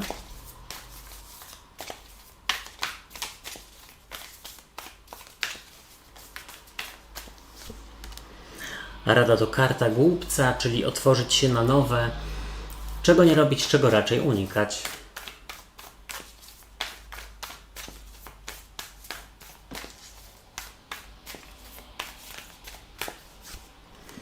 Unikać 9 mieczy, słuchajcie, pięknie. A z przełożenia moja ulubiona gwiazda i słuchajcie, no pojawiło się sporo buław i mieczy, no ale też macie gwiazdę oraz kartę głupca, czyli wielkie arkana i wypadałoby sobie też sprawdzić czytanie dla swojego znaku ascendentalnego albo dla całego trygonu, czyli byk, panna, koziorożec, żeby mieć większą wiedzę na temat tego, co się może wydarzyć, ale zacznijmy od tego, że z przełożenia moja ulubiona gwiazda. Karta związana z nadzieją, pozytywnym myśleniem i z jakimś spełnieniem, być może nawet marzeń. I mam wrażenie, że jest to świetny czas dla was, aby spełnić jakieś swoje marzenie, związane z podróżą, przeprowadzką, zmianą. I na moim kanale jest czytanie a propos tego, czy odejść, czy zostać, czy zmienić, czy nic nie ruszać. To jest z cyklu Wybierz kartę, sprawdźcie to sobie, ale tutaj też bym powiedział, że gwiazda jest też kartą wodnika. Ogólnie rzecz biorąc, będzie to czas pełen takiego pozytywnego bujania w obłokach, ale bardziej takiego poczucia, że jest mi miło, jest mi dobrze. Zobaczcie, w ogólnej energii jest dla was 3 buław, czyli tutaj z kolei nowy etap, wyruszenie do przodu, niesamowita ciekawość i otwartość na nowe. Też takie rzeczywiście poczucie, że chcecie w lecie, w wakacje, czy w ogóle w tym okresie letnim spróbować jak najwięcej się da, nie wiem, nowego jedzenia, odkryć jak najwięcej nowych miejsc i czy to jest związane z miejscu, w którym mieszkacie, czy z wyjazdami zagranicznymi, czy słuchajcie, z czytaniem książek, to już tak naprawdę zależy od was, bo wiecie, można też otworzyć umysł nie wychodząc z domu i ciekawy jestem, jak wy chcecie swój umysł otworzyć i o czym marzycie, co spełniacie w tym miesiącu, w tych miesiącach. Czytania na lipiec i sierpień już są na kanale. Zobaczcie, tutaj przychodzi do was 9 buław i ona mogłaby być związana z stawianiem przed sobą granic i barier. Momento. Zobaczcie, ale przy tym rozkładzie i w tej talii bardziej ona mi się kojarzy z taką determinacją, motywacją. Tak naprawdę nawet nie to, że przeredagowania jakiegoś planu, ale wybrania takich priorytetów. Priorytetyzowania. Czyli teraz moim zadaniem, moim celem jest jakiś wyjazd, zmiana, spełnienie jakichś marzeń, bo nie będę młodszy, zdrowszy, może nie będę mieć więcej motywacji w przyszłości. Teraz to jest ten moment, ale bardzo fajnie. Tutaj ogromna doza motywacji w was występuje, która tak jakby pionuje właśnie to bujanie w obłokach. Zobaczcie, do przeszłości odchodzi as kielichów i bardzo dobrze, bo patrząc na całość rozkładu, ta karta mówi, że jakieś rozemocjonowanie ogromne, rozżalenie lub w ogóle chęć odnowienia jakiejś relacji z kimś, kto na to nie zasługuje, to mija. Tutaj mam wrażenie, że właśnie raczej wybieracie nowe doświadczenia, nowe znajomości, nowe relacje, aniżeli babranie się gdzieś tam w iluzji i w przeszłości. I to jest świetne, naprawdę. Tutaj też mam wrażenie, że macie taką chęć podjęcia naprawdę hardej decyzji do tego, aby stworzyć, czy zrobić, może nawet w najbliższej przyszłości, takie naprawdę przestrzeń na coś nowego. Na przykład, zawsze mi się marzyło, żeby zrobić kurs, powiedzmy, fryzjerski i otworzyć swój własny salon i pracować jako fryzjer. Oczywiście to sobie wymyśliłem, nie mówię o sobie, ale no, tutaj wychodzi na to, że przestajecie podchodzić do tego negatywnie, babrać się. Raczej już teraz zabieracie się z chęcią do roboty. Zobaczcie, wy przedstawiacie się jako 6 mieczy i właśnie ona jest tutaj troszeczkę podobna i pasuje mi do 3 buław, bo ona tutaj mówi o wyruszeniu do przodu i zostawieniu za sobą czegoś trudnego, przytłaczającego, co was stopowało, co was ograniczało.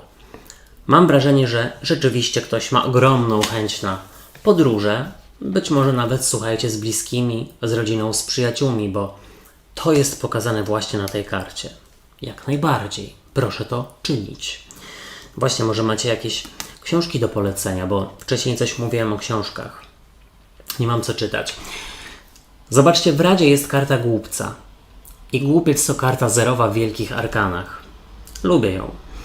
Ona mówi w ten sposób, żeby otworzyć się na nowe, żeby zbierać nowe doświadczenia, próbować, kosztować, cieszyć się pogodą, czy nawet chwilami wolnymi i nie wracać na przykład po pracy tylko i wyłącznie od razu, czy po szkole, do domu, czy po uczelni, chociaż nie wiem, czy jest w tym czasie, do domu i powiedzmy iść do łóżka lub, wiecie, topić się w telewizorze, leżąc na kanapie, czy sofie, tylko bardziej iść na jakiś spacer, wyciszyć się, poczytać coś, dowiedzieć się czegoś nowego. Tutaj wybieracie nowe etapy na pewno.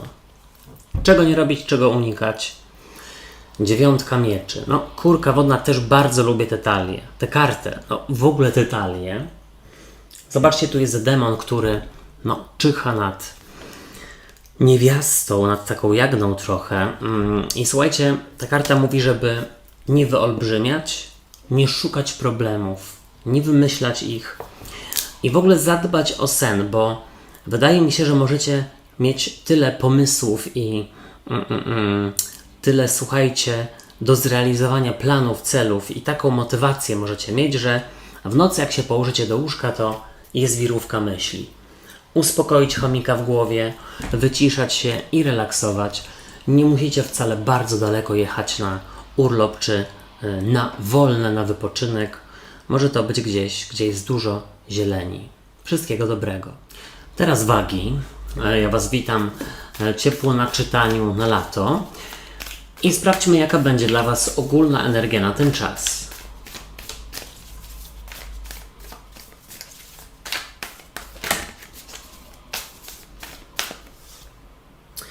Karta 10 buław. Tutaj właściwie od razu ją pokażę, bo miałem pokazywać, a zapomniałem. Co do Was przychodzi, co się pojawia?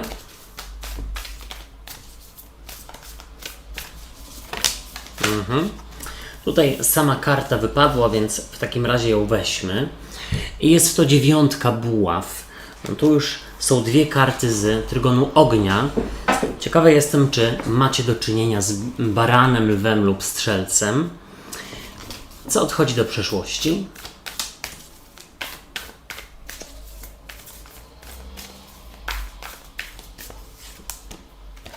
Tutaj z kolei król kielichów. No dobrze. Mam wrażenie, że ktoś bierze dużo odpowiedzialności na siebie, na swoje barki. W pewnej relacji z kimś, kto jest... właściwie jeszcze nie wiem, jaki jest, ale tutaj na pewno jest dużo emocji pomiędzy Wami. Być może chodzi o partnera, o partnerkę. Jak Wy się przedstawiacie?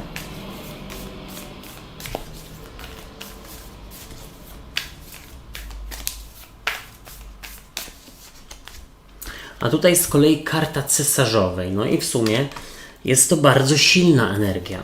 Ale znowu właśnie, jak na razie, na 4 karty, 3 z nich gdzieś tutaj mówią właśnie o trygonie ognia. Jaka będzie dla Was rada?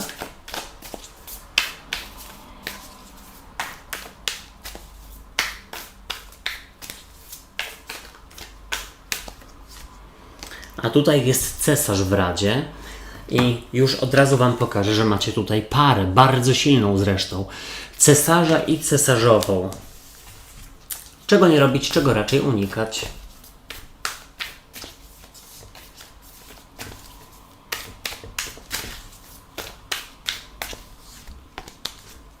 Tutaj unikać z kolei rydwanu, czyli jakiegoś chaosu, a z przełożenia zobaczcie 10 monet. I no powiem tak, myślę, że jest to całkiem niezłe czytanie. Na początku jak zobaczyłem tę 10 buław, to pomyślałem, że będzie trudno, że może być stresująco i troszeczkę pod górkę, ale niekoniecznie. Patrząc na całość rozkładu, myślę, że jest inny przekaz, ale to zaraz. I zacznijmy od tego, że z przełożenia macie 10 monet. Piękną kartę, uwielbiam ją w tej talii.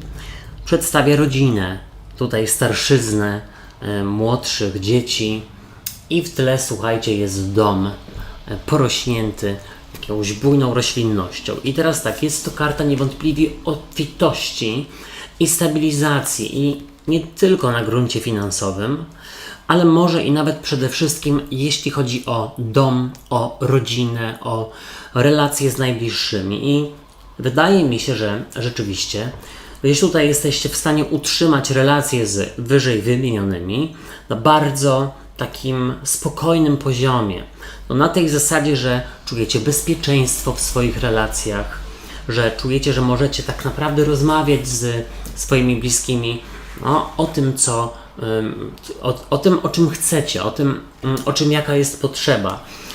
I jeśli chodzi o 10 monet, to jest świetny czas na to, aby, tak patrząc na rozkład, powiększyć rodzinę, starać się o to, albo słuchajcie, zainwestować pieniądze w remont lub w dom, w budowę czy w wynajem.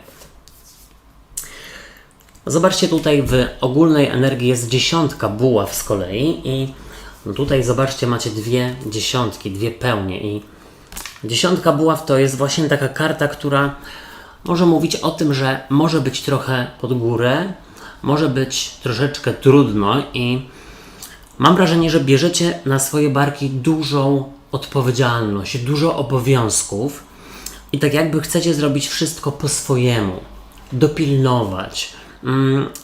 To nie sądzę, że to jest związane z brakiem zaufania do współtowarzyszy waszego życia, tylko bardziej tutaj po prostu macie do siebie ogromne zaufanie i wiecie, że zrobicie to wszystko perfekcyjnie. Też mam wrażenie, że wagi mogą momentami właśnie, i tutaj chyba się podczepiamy pod energię z poprzednich tygodni czy miesięcy, że wagi mogły troszeczkę kisić w sobie, że tak powiem kolokwialnie, swoje uczucia. I jest to świetny czas na to, aby o nich porozmawiać. Na to, żeby się do czegoś przyznać, wyprostować jakąś sytuację. Zobaczcie, tutaj przychodzi do Was 9 buław. Już tutaj głupoty gadam, ale ta karta z kolei mówi o jakiejś ogromnej takiej sile, pewności siebie i też tak naprawdę umiejętności postawienia na swoim. Zwłaszcza jeśli tutaj chodzi o cudzysłowie, bo to takie negatywne słowo trochę, walkę o pieniądze, o rodzinę, o to, co Wam się należy. No, słuchajcie, no niewątpliwie tutaj ta 10 monet na to wskazuje, ale no, ja myślę, że nie brakuje Wam determinacji, tylko zrzućcie z siebie czasami tę odpowiedzialność i tutaj też może chodzić o takie poczucie odpowiedzialności za jakieś na przykład chwilowe niepowodzenia w relacji, co jest normalne, każda relacja i każdy z nas ma doły i góry i to jest jak najbardziej normalne, naturalne. Ale tutaj właśnie widzę, że jest coś do wyprostowania, dlatego że do tej pory ktoś się odgradzał i zgrywał taką osobę bardzo pewną siebie, która nie ma problemów, wyzwań itd. I teraz zobaczcie, wybaczcie, do przeszłości odchodzi król kielichów, to jest z kolei rak, skorpion, ryby, albo być może osoba, która na przykład miała ostatnio problemy z, no może nałogami, że tak powiem, może z jakimiś procentami nawet.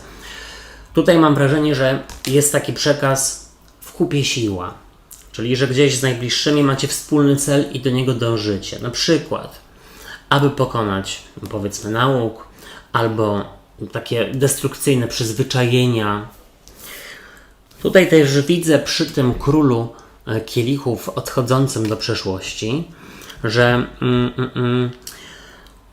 rozumiecie, że pewne sprawy wypadałoby bardziej brać na rozum, na logikę, aniżeli na serce. I myślę, że taka energia Wam jest dosyć potrzebna. Tutaj właśnie zwłaszcza do podejmowania ważnych decyzji.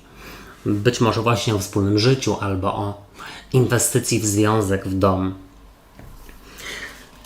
Zobaczcie, Wy przedstawiacie się jako, chciałem powiedzieć, królowa. Nie no, a może, ale jest to karta cesarzowej, którą uwielbiam w tej talii, jest piękna.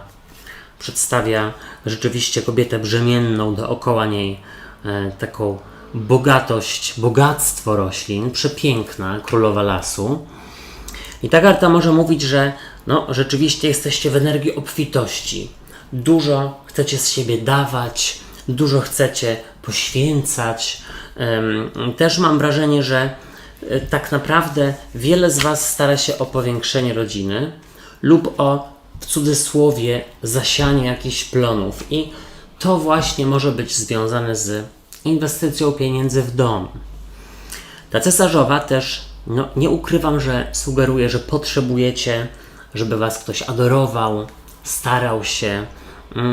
Takiej namiętności Wam brakuje i myślę, że gdzieś właśnie na tym wypadałoby się trochę skupić, żeby to właśnie podsycać w Waszych relacjach, czy w ogóle w Waszym życiu, bo no wiecie, tutaj tak mi się wydaje, że namiętność równa się jakaś pasja i tą pasję możecie mieć nie tylko do związku z drugą osobą, ale do właśnie swojej pasji. Nie wiem, jakie macie, chętnie się dowiem.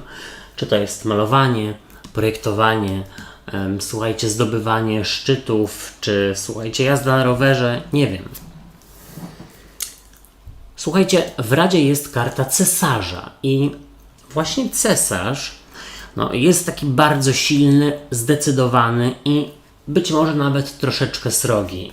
I powiedziałbym, że no tyle, ile od siebie wymagacie, wymagajcie też tak naprawdę od innych, żeby no, nie było tak, że tutaj innych, że tak powiem, w cudzysłowie wyręczacie albo tak naprawdę wiecie, chodzi tutaj o to, że jeśli pozwalamy non-stop innym na podobne, powiedzmy, słabości, no to po prostu przyzwyczają się do tego, że mogą je mieć, a wypadałoby też troszeczkę innych właśnie mobilizować i motywować, ale w Radzie też właśnie macie barana, lwa, strzelca, czyli trygon ognia. W każdym razie w Radzie jest, żeby zrobić coś śmiało, konkretnie, nie zastanawiać się i żeby zaprowadzić porządek tam, gdzie go nie ma. Czego nie robić, czego unikać i jest to karta rydwanu.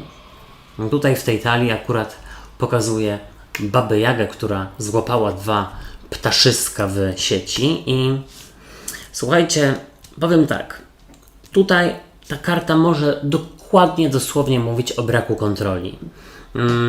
Więc chodzi o to, że znowu to jest tak jakby podkreślenie tego, co mówiłem wcześniej. Przejmować kontrolę, przewodzić, inspirować innych, ale też oczywiście zachęcając innych do tego, żeby Wam pomagali, bo tak jak już mówiłem wcześniej, wagi są dosyć takie ambitne, samowystarczalne i jest to bardzo dobre, potrzebne. No tylko, żeby to nie poszło w taką stronę, że to ja wszystko zrobię sam, mimo że po prostu już nie mam siły. Mam nadzieję, że wiecie, o co mi chodzi, ale też bym powiedział, żeby nie pozwolić komuś rządzić w relacji, żeby tutaj nie rozdawał czy nie rozdawała kart.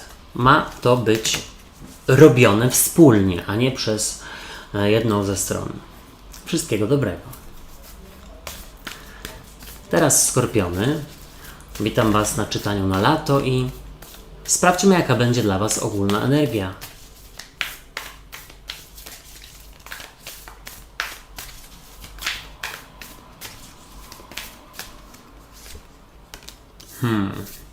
Tutaj jest 5 monet, karta związana z tęsknotą, z brakiem.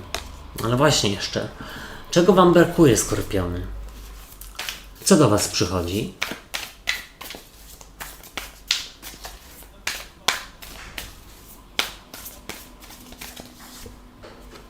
A tutaj z kolei jest, słuchajcie, 7 mieczy. No, bardzo ciekawe. I pamiętajcie, że jeśli to czytanie z Wami rezonuje, to sprawdźcie czytanie dla swoich znaków ascendentalnych, ewentualnie też w ogóle dla całego trygonu, czyli raka, skorpiona i ryb. Co odchodzi do przeszłości?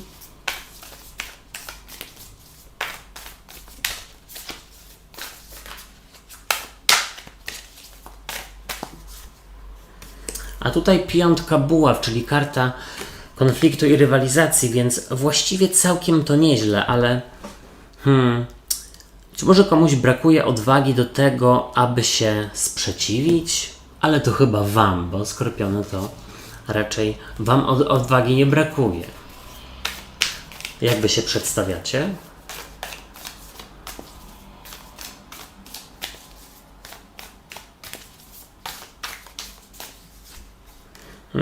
Karta Słońca, więc to bardzo dobrze, ale słuchajcie, tutaj w negatywie ta karta Słońca i też patrząc na całość mówią w ten sposób: nie idźcie drogą na skróty, tutaj nie róbcie nic po łebkach. Czasami wypadałoby poświęcić więcej czasu, energii, pieniędzy, ale to będzie bardziej, że tak powiem, właśnie opłacalne. To przyniesie takie długofalowe efekty, aniżeli coś po łebkach. Również w relacjach. Jaka będzie rada?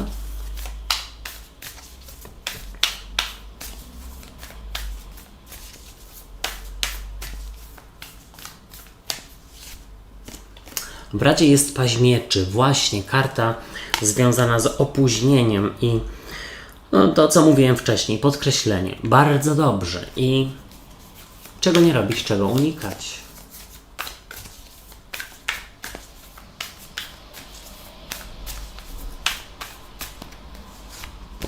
Tutaj z kolei umiarkowanie, a z przełożenia 3. Tak, to jest 3 monet. Momento. No powiem tak. Ktoś tutaj może się nieźle wykosztować w tym czasie letnim. I czy to będzie na inwestycje, czy po prostu na życie, no to nie wiem, myślę, że na jedno i drugie, ale tutaj możecie mieć do czynienia z kimś, kto albo Waszych pieniędzy nie szanuje, albo no, nie liczy się z tym, że ciężko pracujecie i na życie, na przyjemności zarabiacie.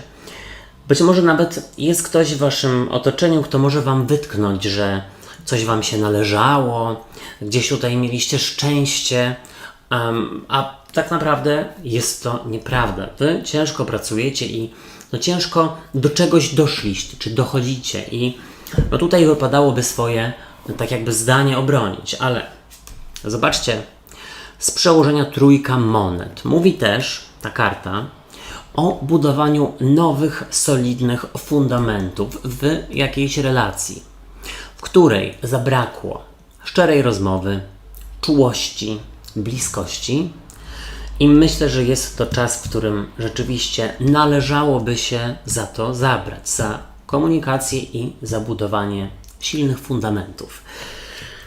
Te fundamenty mogą też dotyczyć Waszego samopoczucia i zdrowia psychicznego. Zobaczcie, w ogólnej energii jest z kolei 5 monet. Bardzo ją lubię w tej talii, jest przepiękna. Tutaj chciałbym ją troszeczkę odczarować, bo nie jest to tylko karta braków finansowych na przykład, tylko, a może i nawet przede wszystkim, karta braków emocjonalnych. Ona jest związana z tęsknotą, z poczuciem, że czegoś nie macie, ale nie umiecie zidentyfikować, o co tutaj chodzi. I myślę, że to jest właśnie czas na to, aby przeredagować sobie to wszystko, to o czym powiedziałem wcześniej i zobaczyć na przykład, dlaczego w pewnych relacjach dzieje się tak, a nie inaczej. Dlaczego pewne relacje z życia Wam odpadają? Czego tu w nich może brakować? Czego Wam brakowało w tych relacjach lub brakuje? Też mi się w ogóle wydaje, że tutaj właśnie część z Was może mieć słomiany zapał. Być może dlatego, że wymyśli sobie uprawianie na przykład jogi w lecie na świeżym powietrzu albo regularną jazdę na rowerze czy remont mieszkania bądź ogródka. I tutaj jest tak, że zaczniecie i dobra, w sumie to po co? Coś innego sobie zaraz wymyślę albo zrobię to później. Nad tym wypadałoby popracować, nad takim wzmocnieniem siebie, tak właśnie w głowie, psychicznym. Zobaczcie, i przychodzi do Was karta siódemki mieczy. Karta, która ogólnie rzecz biorąc mówi o złodzieju lub oszuście. O kimś, kto działa za plecami lub bez Waszej zgody. I słuchajcie, dobrze, że jest to czytanie, bo jest to dla Was przestroga. Wcale nie musi się nic złego dziać. Nikt Was nie musi oszukać.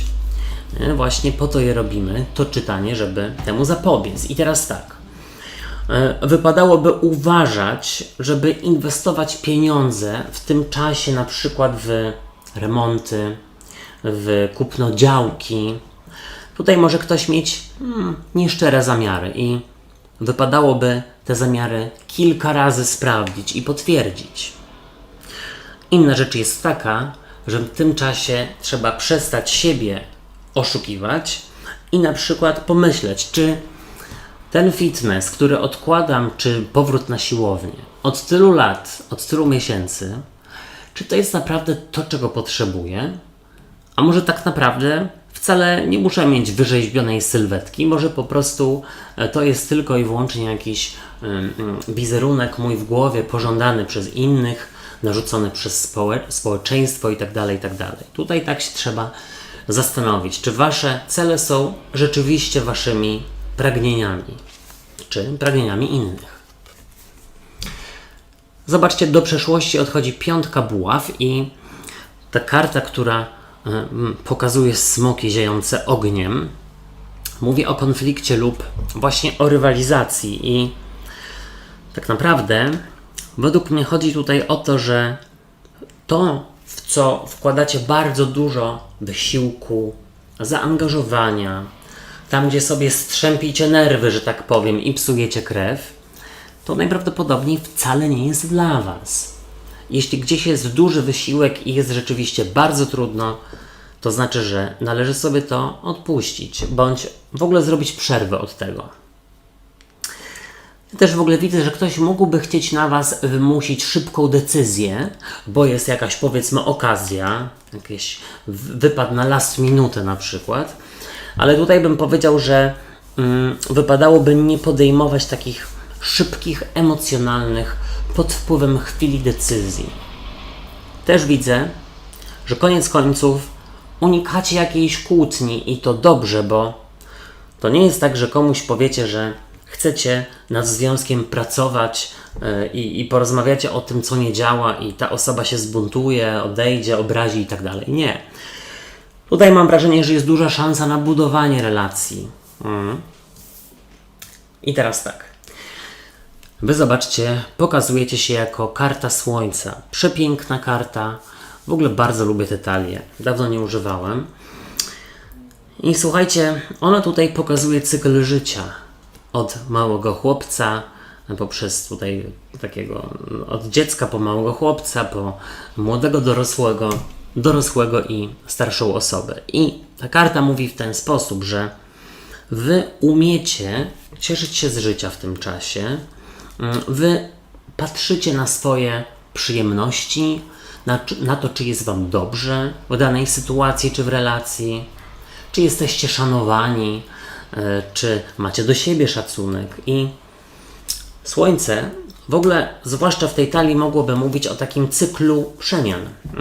W ogóle o, jakby to powiedzieć, takiej transformacji. I ja myślę, że część z Was taką transformację właśnie przejdzie. Czy to w relacjach, czy w ogóle w swoich głowach. Na zasadzie, że no dobra, może wcale, może tak naprawdę lubię jeść ten cukier, może lubię dużo pić kawy, no nie wiem, palić coś tam i na przykład nie chodzić na siłownię, ale to jestem ja, będę to robić w sposób, powiedzmy, jakoś tam kontrolowany, z dbałością o swoje zdrowie i nikomu nic do tego.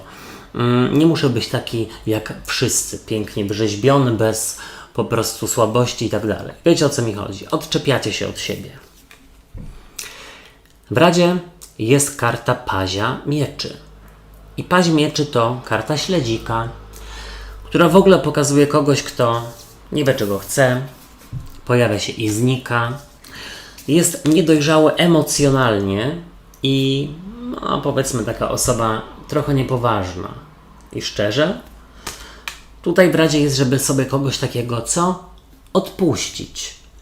Jeśli ktoś Wam daje sprzeczne sygnały, to znaczy, że sam nie wie, czego chce, a Wy w to się nie chcecie bawić. I w Radzie też jest ten Paź Mieczy, czyli słuchajcie, on jest związany z opóźnieniami. Czasami rzeczywiście warto sobie dać więcej czasu lub luzu, lub w ogóle coś odpuścić, żeby zrobiła się przestrzeń na coś innego. Czego nie robić, czego unikać i jest to karta umiarkowania. Tutaj pokazuje piękny, spokojny las i wodospad. Powiem w ten sposób. Unikać zostania się w jednej sytuacji, w jednej relacji, w jakichś nawykach, w których tkwicie tylko i wyłącznie z wygody, z bezpieczeństwa, ze strefy komfortu. Absolutnie w tym czasie wypadałoby takie sprawy właśnie przekraczać. I też, słuchajcie, nie obawiajcie się rozmawiać szczerze ze swoimi bliskimi, czy z ważnymi dla Was osobami, nie wiem, może z szefostwem i tak dalej, o rzeczach dla Was ważnych, tylko i wyłącznie dlatego, że obawiacie się, że ktoś się wkurzy, obrazi i tak dalej. Absolutnie nie. Wszystkiego dobrego. Teraz Strzelcy. Witam Was na czytaniu na lato i sprawdźmy, jaka będzie dla Was ogólna energia.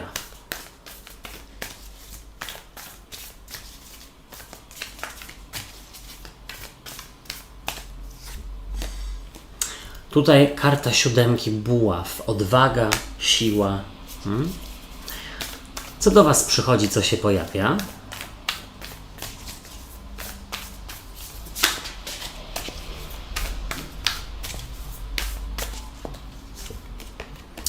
A tutaj z kolei 5 monet. Karta braku. Zobaczcie, musiałem opukać talię. I nie po to, że tutaj jakaś magia się dzieje, ale no, żeby mi się karty lepiej tasowały i rozdzielały. Dobra, co odchodzi do przeszłości?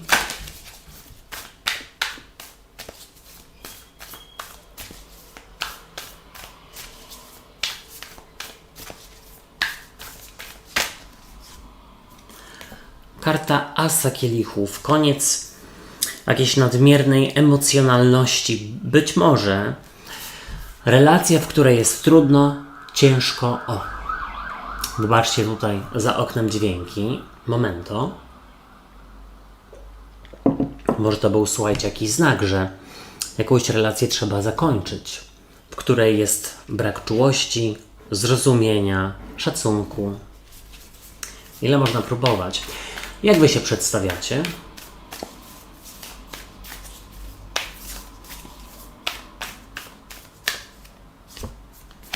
Karta Pazia Kielichów z kolei. Świetny przekaz, zwłaszcza dla osób, które ostatnio miały jakiegoś dołka, trudniejszy okres w swoim życiu.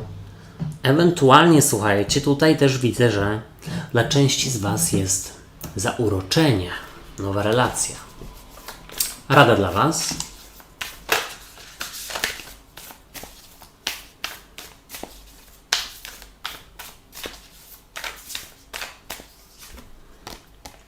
tutaj karta cesarza, który jest z kolei związany z bykiem, no ewentualnie z panną lub z koziorożcem, czyli z tym trygonem ziemi. Czego nie robić, czego unikać.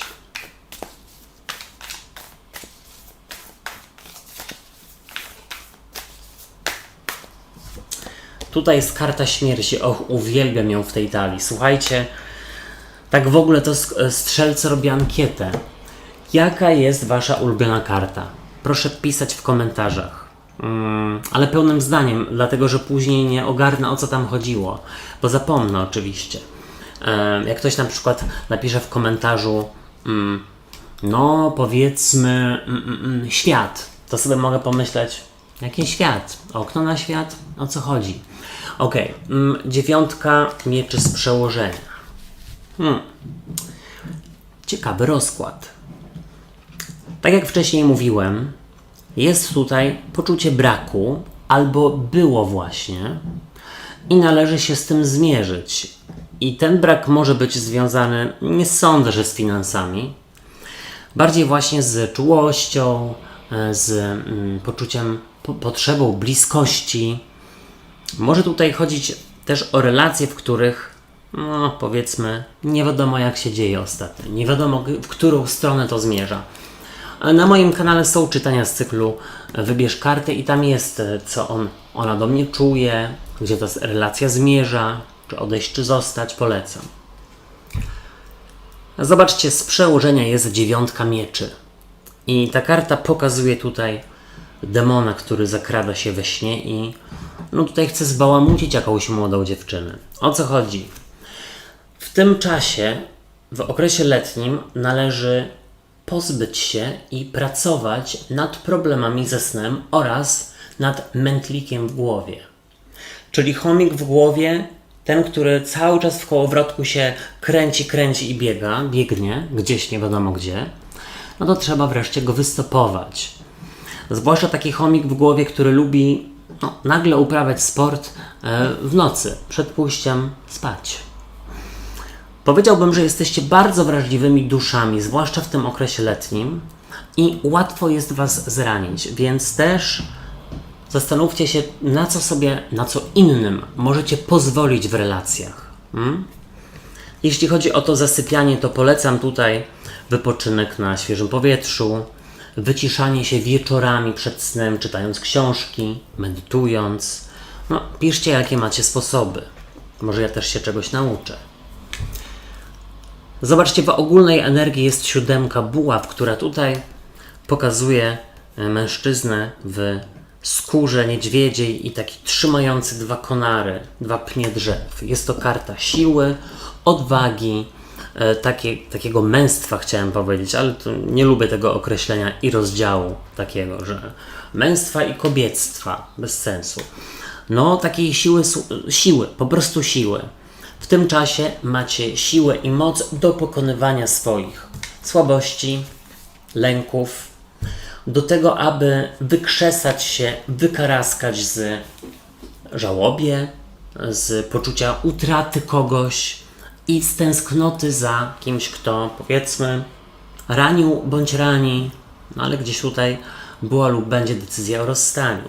I oczywiście nie mówię, że u wszystkich, no bo wiadomo, że każdy ma inną sytuację. Zobaczcie, przychodzi do was karta 5 monet, która mówi o braku i właśnie tęsknocie. I w ogóle to sprawdzajcie czytania dla swoich znaków ascendentalnych, bo tam też może coś dla was rezonować. Tutaj jest poczucie, u kogoś było lub jest poczucie braku, na zasadzie nie ma czułości w tej relacji, nie ma szacunku, czuję, że jest już lekkie wypalenie. Albo w ogóle, słuchajcie, dla singli, no nie ma z kim spędzać, wybaczcie, tych wieczorów, więc dlatego jest ten kołowrotek wieczorem, bo w głowie, bo nie ma kto ukoić. I powiedziałbym, że no, jest to świetny czas na to, aby się z tym właśnie, co zrobić? Uporać. Nawet być może ktoś powinien pomyśleć o pójściu na taką terapię, do psychologa, do doradcy. Naprawdę. I tutaj nie ma w tym nic złego. Przyznać się do swoich słabości i pracować nad nimi fantastycznie. Prawda. Tylko pozazdrościć. Zobaczcie, do przeszłości odchodzi karta Asa kielichów. I As tutaj, patrząc na całość, może mówić też o jakimś, słuchajcie, nałogu. Być może nawet procentowym. I tutaj powiedziałbym tak, że nie próbujcie kogoś na siłę, że tak powiem, uratować, bo jeśli ktoś właśnie nie widzi swojego problemu, no to nie da sobie pomóc. No bo jak? Jakaś zmiana, potrzeba musi wynikać z wewnątrz i nie bierzcie na siebie, na swoje barki zbyt dużej odpowiedzialności za czyny innych. Bierzcie odpowiedzialność za siebie i zastanówcie się, ile robicie dla siebie. Tutaj bym, słuchajcie, powiedział, że właśnie jesteście w stanie wykaraskać się z takiego rozmemłania emocjonalnego. Jeśli ktoś miał ostatnio dołka, ewentualnie jesteście w stanie się wykaraskać z zawodu miłosnego i jako, że wy pokazujecie się jako paź kielichów, czyli taki radosny, frywolny, zadowolony, no to mi się wydaje, że część z was może się nawet zauroczyć, zakochać w tym czasie. Wydaje mi się, że gdzieś tutaj czeka was nowa relacja. Część z was oczywiście. No, paź kielichów mówi o trygonie wody, czyli rak, skorpion, ryby, a może akurat, momento. W ogóle jeśli chodzi o pazia kielichów, to on jest taki gotowy na odkrywanie. Może nie to, że jakoś tutaj po prostu, że muszę polecieć do jakiegoś kanionu w Stanach i skoczyć tam na spadochronie, żeby pokonać swoje lęki, czy powiedzmy zaznać trochę adrenaliny i się otworzyć. No nie, może to być zrobione w sposób tańszy, bliżej, wcale nie taki bardzo brawurowy i to wam wystarczy, ale to jest świetnie. Widzę w tym paziu kielichów u was dużo takiej radości po prostu. W Radzie jest karta kapłana, który jest bykiem. Może też mówić o pannie lub koziorożcu, ale kapłan jest taki stateczny, jest ogarnięty życiowo i psychicznie. Ma wszystko ułożone, zaplanowane i on wie, gdzie ma iść. I w Radzie jest tak, żeby podążać za swoimi potrzebami i za tym, co wam mówi podczas wyciszenia się, no wasz organizm, wasza intuicja. Tutaj zobaczcie, ten kapłan wskazuje drogę i ja myślę, że rada jest taka, że wy wiecie, co macie robić, tylko z jakichś powodów albo ktoś was podkopuje, albo wy same siebie. Też tutaj kapłan mówi, żeby zaprowadzić porządek i ład w swojej głowie lub w pewnym związku. Czego nie robić, czego unikać. I to jest przepiękna karta. Ona tutaj pokazuje taką Marzannę lub panią Zimę, która odchodzi do przeszłości. I jest to niewątpliwie karta transformacji. I powiedziałbym w ten sposób. Nie bójcie się zaczynać od nowa. Nie bójcie się przyznawać przed samymi sobą do jakichś porażek czy słabości. Dajcie sobie szansę. Inni już tyle razy dostawali od was szansę, że teraz wypadałoby dać sobie, ale też przy tej karcie jest jedna informacja, żeby już zaprzestać dawać szansy komuś, kto już ją dostał wiele razy i nie wykorzystał. Nie wskrzeszać też relacji z przeszłości. Tak bym powiedział. Wszystkiego dobrego. Teraz koziorożce. Ja was witam ciepło na czytaniu letnim i sprawdźmy, jaka będzie dla was ogólna energia na ten czas.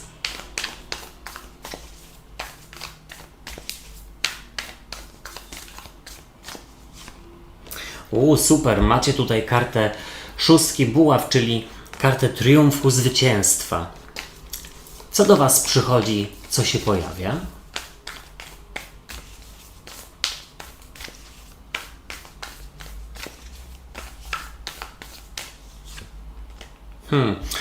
Tutaj z kolei dziewiątka mieczy i wydaje mi się, że to jest w kontrze albo po prostu podczepiliśmy się pod energię z poprzednich miesięcy, tygodni, z poprzedniego, ostatniego czasu.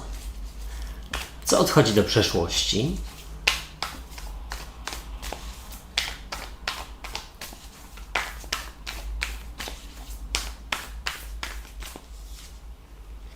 A tutaj do przeszłości, zobaczcie, z kolei odchodzi król buław i to też może być, słuchajcie, związane z jakąś osobą z trygonu ognia, być może baranem, lwem lub strzelcem, albo w ogóle kimś, kto chciał sobie ostatnio rządzić i wydawało wam się, że ktoś stosuje manipulacje wobec was. Ale to zaraz. Jak wy się przedstawiacie?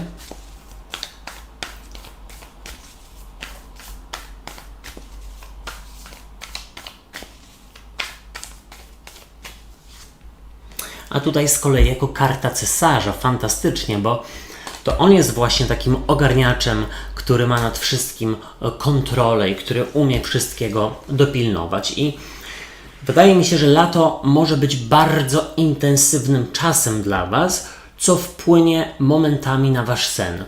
Albo będzie go za mało, dlatego że nie do końca będą tutaj jakieś zmartwienia, ale myślę, że nie będzie po prostu czasu na ten sen. Jaka będzie dla was rada?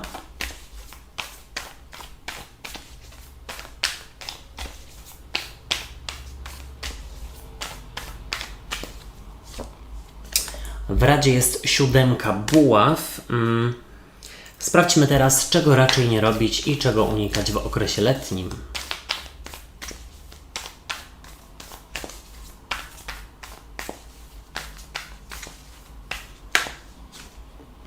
A tutaj jest karta głupca, czyli powiedziałbym, żeby unikać podejmowania ryzyka i wchodzenia w coś w ciemno. A tutaj z kolei z przełożenia jest paź Monet, który jest związany z nauką, z ciekawością, z odkrywaniem. Tak przewrotnie nawet tutaj troszeczkę się pojawiło, ale ogólnie rzecz biorąc jest sporo buław i w ogóle trygonu ognia, więc być może macie do czynienia z baranem, lwem, strzelcem, albo w ogóle będzie to intensywny czas. Zobaczcie, z przełożenia jest dla was paź Monet i on jest przedstawicielem trygonu ziemi z kolei, czyli byk, panna i koziorożec. Więc to fantastycznie, dlatego że jesteście w swojej energii. Paź Monet jest, tak jak już wcześniej wspomniałem, studentem, uczniem, kimś, komu bardzo zależy na rozwoju, na nauce, na smakowaniu, na próbowaniu i wydaje mi się, że właśnie przede wszystkim to was interesuje, ale też mi się wydaje, że to jest świetny czas na to, aby wziąć się za sprawy, na które wcześniej nie było czasu na przykład. I mi się wydaje, że to może być związane z wyrównywaniem szans w związkach, w relacjach, nawet ze współpracownikami. Tak mi się gdzieś tutaj wydaje. Ciekawy jestem, czy to z wami rezonuje. Piszcie w komentarzach, ale też piszcie, jakie macie znaki ascendentalne i koniecznie sprawdzajcie czytania dla ascendentów. Zobaczcie, tutaj w ogólnej energii jest 6 buław, czyli właśnie wspomniana wcześniej karta triumfu, karta zwycięstwa i takiego poczucia, że tak naprawdę w kupie siła.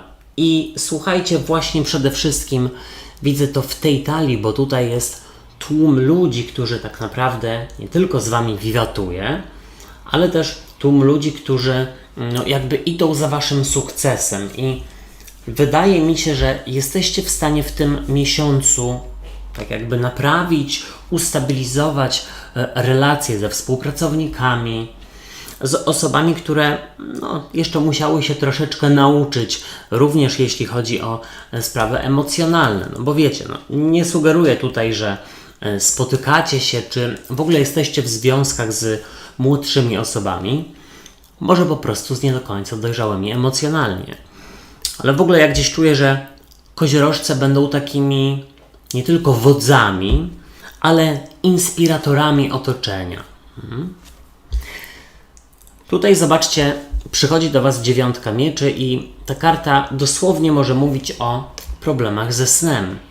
O chomiku w głowie, który gdzieś biegnie, obraca, no to też, ale gdzieś biegnie w tym kołowrotku cały czas, no i trudno jest go wystopować. I mi się wydaje, że to będzie bardzo intensywny czas, to po prostu może ten natłok myśli się pojawiać u Was momentami, zwłaszcza wieczorami przed snem. Ale to też, słuchajcie, dlatego, że tutaj pokazujecie się jako osoby bardzo ambitne, które poważnie podchodzą do przedsięwzięć już, które sobie tutaj wcześniej wyznaczą, rozpoczną. Ja bym powiedział w ten sposób, że u kogoś z Was po prostu będzie mało czasu na sen. Dlatego, że tutaj widzę, że jesteście też osobami bardzo towarzyskimi, przebojowymi, które mają mnóstwo zadań do zrobienia. Jesteście bardzo zadaniowi i macie taką swoją listę, tak zwaną bucket list, którą chcecie jak najbardziej odhaczyć, najwięcej, przynajmniej w tym okresie letnim, rzeczy do zrobienia na tej liście. Zobaczcie, do przeszłości odchodzi król buław i ten król buław może być związany właśnie z trygonem ognia, ewentualnie z osobami, które wydawało Wam się, że chcą na przykład manipulować, przewodzić, wpływać na jakieś Wasze wybory czy na Wasze zdanie. Jako że to odchodzi do przeszłości, to ja bym powiedział, że z tego typu osobami nawet nie to, że wygracie, chociaż właściwie o tym mówi szóstka buław, ale mam wrażenie, że nawet nie mają do Was podejścia, po prostu. Też tutaj widzę, że ktoś bardzo otwiera się na samorozwój, na wiedzę na temat siebie i życia i być może nawet podejmuje decyzję o odsunięciu kogoś toksycznego ze swojego życia. Kogoś, kto właśnie lubi rozdawać karty i oczekuje, że będziecie w nie grać. Ewentualnie kogoś właśnie lekko manipulującego. Ale ogólnie rzecz biorąc też widzę, że te wszystkie wyzwania, które na siebie nałożycie w lecie, one nie będą przez Was postrzegane jako właśnie wyzwania, bardziej jako po prostu cele do zdobycia, żeby siebie zadowolić, a nie innych. Momento. Wjechał sok. Słuchajcie, Wy z kolei przedstawiacie się jako karta cesarza. I to jest bardzo dobrze, bo cesarz właśnie tutaj siedzi na tronie i przywodzi, kontroluje. On ma władzę. Nad czym? No, nad swoimi emocjami. Ma gdzieś tutaj władzę, albo władza tutaj też tak to bardzo pompatycznie brzmi, ale w ogóle ma bardzo duży wpływ na swoje życie, na to dookoła, kto jest dookoła niego. I stąd też mi się wzięło, że jesteście w stanie odsunąć od siebie osoby, które nie wspierają, nie motywują, lubią gdzieś się w Waszym blasku, że tak powiem, otaczać. Ale też z drugiej strony jesteście dla wielu osób takimi inspiratorami, tak jak już powiedziałem wcześniej. Mam nadzieję, że jest takie słowo. Inspiratorami i takimi osobami, które pokazują tak naprawdę, jak żyć z pasją, jak żyć, żeby nie zadowalać właśnie innych tylko i wyłącznie dookoła, ale siebie przy okazji szanując innych. No i wiadomo, że swoje granice. Ale Cezar tu naprawdę bardzo taki hardy i zdeterminowany. A w Radzie, zobaczcie, jest 7 buław i ona tutaj przedstawia postać, która ma na sobie skórę niedźwiedzia, futro i trzyma tutaj w swoich barkach 2 konary drzew wielkie. Więc ta karta może mówić o sile, odwadze, determinacji i o tym, żeby rzeczywiście odpychać od siebie to, co Was ściąga w dół. I to, nie wiem, czy mogą być nałogi na przykład. Jak najbardziej, jeśli potrzebujecie się z tym zmierzyć, to jest to czas najwyższy. Ale ja myślę, że tutaj przede wszystkim chodzi o jakieś osoby w Waszym otoczeniu. Ale właśnie, w Radzie, wytrwałości, siły, odwagi i brnąć w coś, co już zostało rozpoczęte przez Was.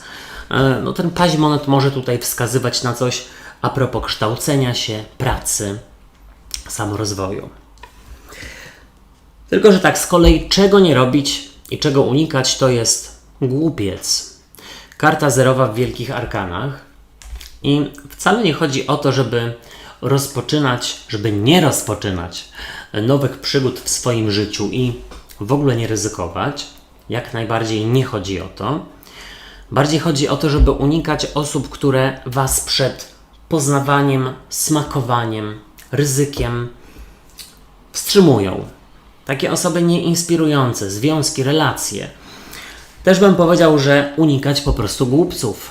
Osób, które same nie wiedzą, dokąd zmierzają, czego potrzebują i nie umieją się gdzieś odkreślić. No to też, ale określić. Nie wzbraniać się przed przygodami. Niech to będzie fantastyczne lato pełne odhaczania rzeczy ze swojej listy do zrobienia. Wszystkiego dobrego. Teraz wodniki. Ja Was zapraszam na czytanie na lato i zobaczmy, jaka będzie dla Was ogólna energia na ten czas.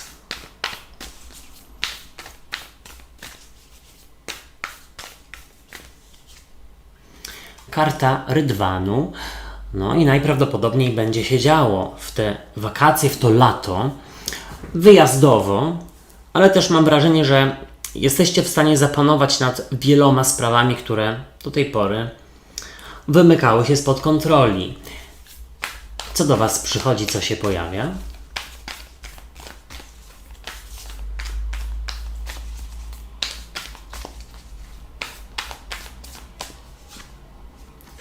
A tutaj z kolei trójka monet, czyli budowanie nowych fundamentów, ale też w ogóle mam wrażenie, że mogą być tak jakby podróże do pracy, żeby gdzieś pomóc, kogoś wesprzeć, wyszkolić, nauczyć. Ewentualnie podróże, które mają Was wzbogacić o coś. Co odchodzi do przeszłości?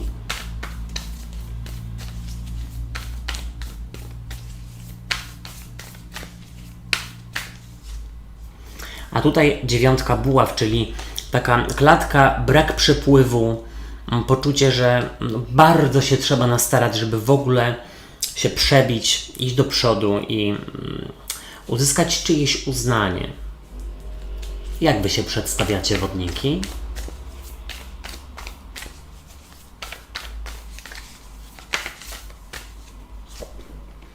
No tutaj z kolei karta Wisielca i no, można by było powiedzieć, że jest to trochę przewrotne, no bo z jednej strony bardzo dynamiczna karta Rydwanu, a z drugiej strony ten Wisielec raczej taki bierny, ale ja bym powiedział, że tutaj bardziej możemy na niego spojrzeć z perspektywy innej, bo Wisielec wisi do góry nogami, więc wywraca się jemu perspektywa i ja myślę, że warto w tym czasie zmieniać, wyruszać w nowe przygody, przyjmować propozycje a propos wyjazdów nawet do pracy, ale to zaraz.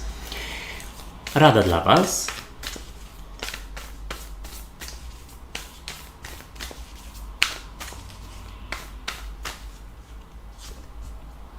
Tutaj jest karta świata. No właśnie, słuchajcie. To, co powiedziałem wcześniej, ale świat to też karta związana z trygonem Ziemi. Byk, panna, koziorożec. Czego raczej nie robić i czego unikać?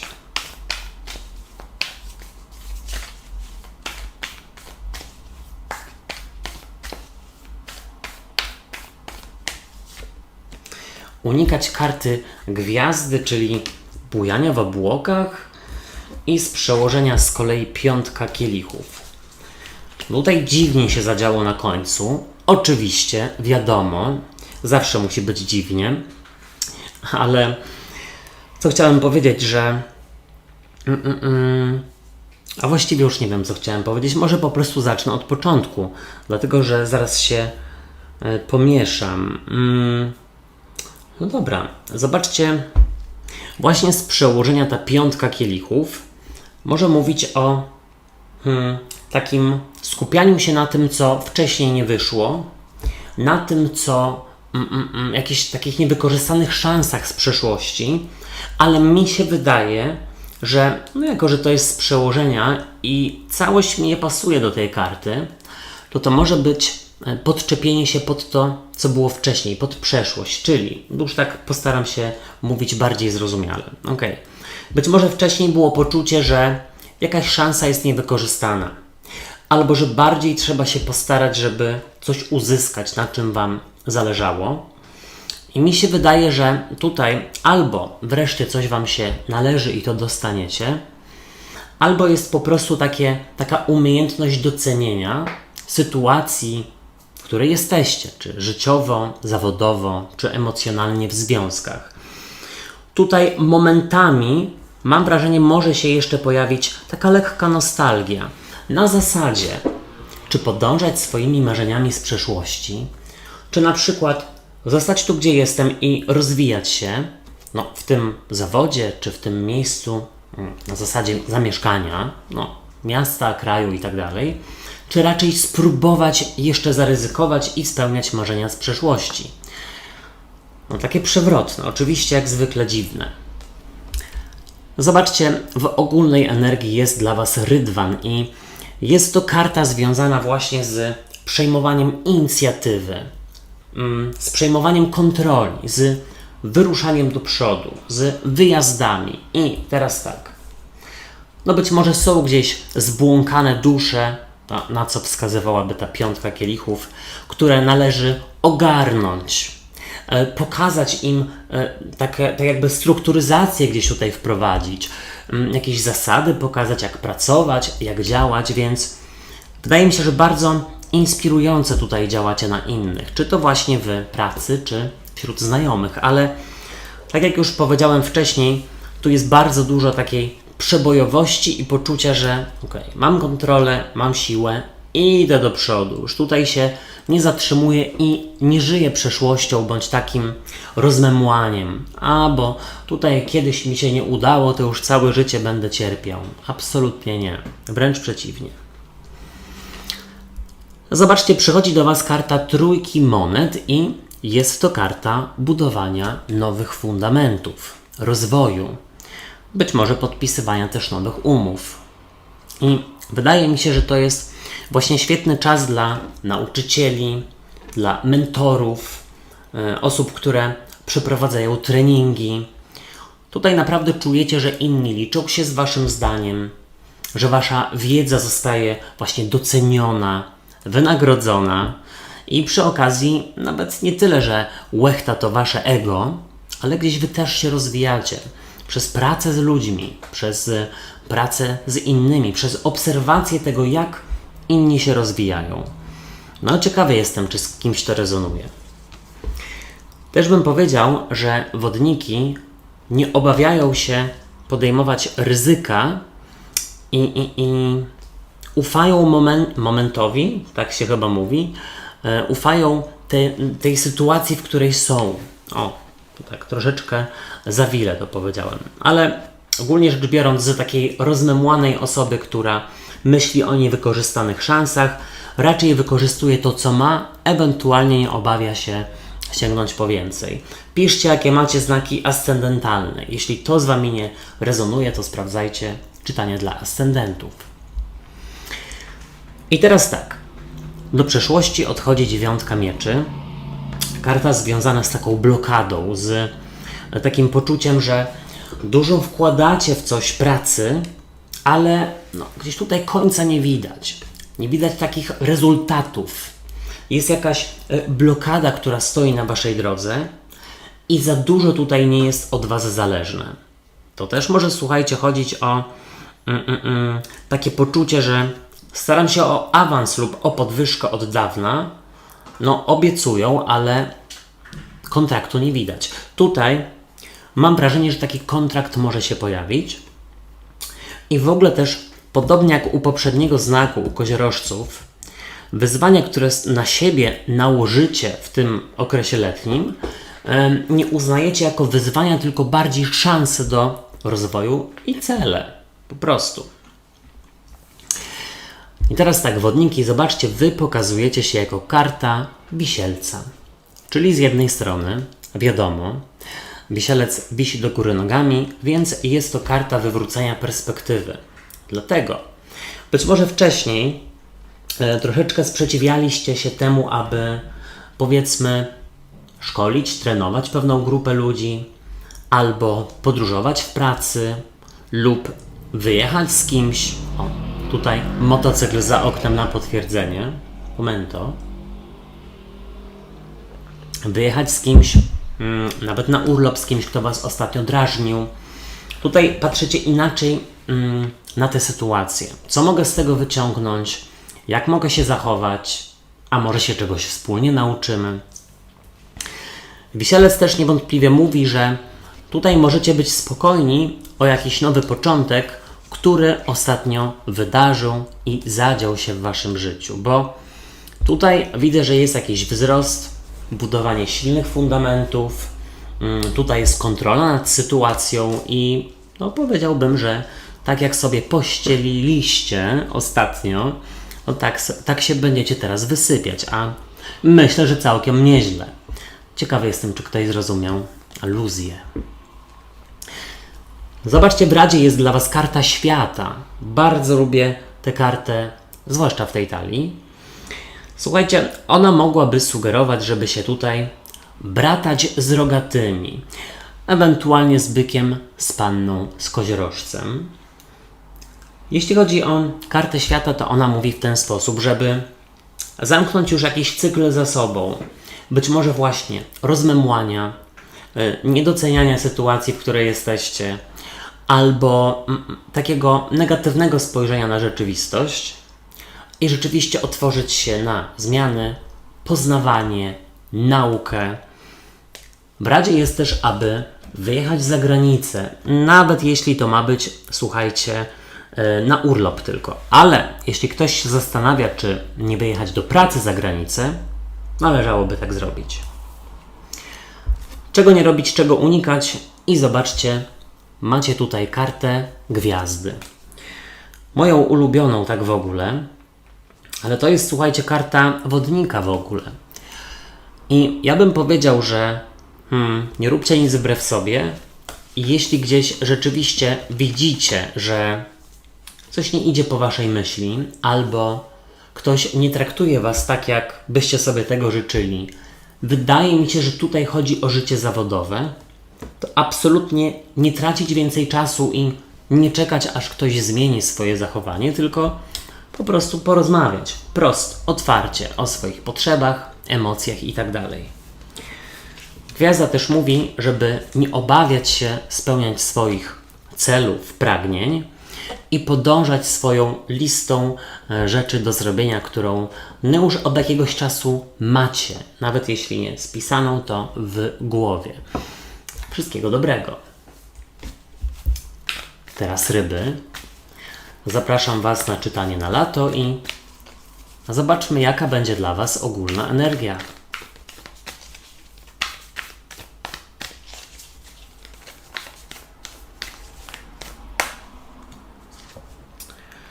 Karta dwójki monet. Tutaj jest to karta żonglowania wyborami.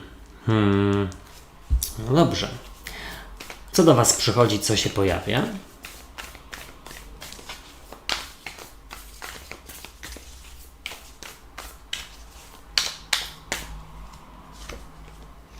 A tutaj pojawia się trójka monet. Być może ktoś przebiera w ofertach pracy, albo zastanawia się, czy budować dom, czy remontować, czy się przeprowadzać.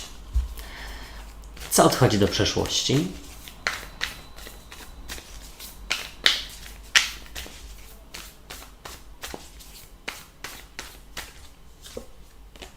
A tutaj z kolei odchodzi karta wieży, więc mam wrażenie, że zamiast coś niszczyć, rozstawać się, to raczej będzie budowanie i praca nad wzmocnieniem fundamentów. Być może w jakiejś relacji. Jak Wy się przedstawiacie?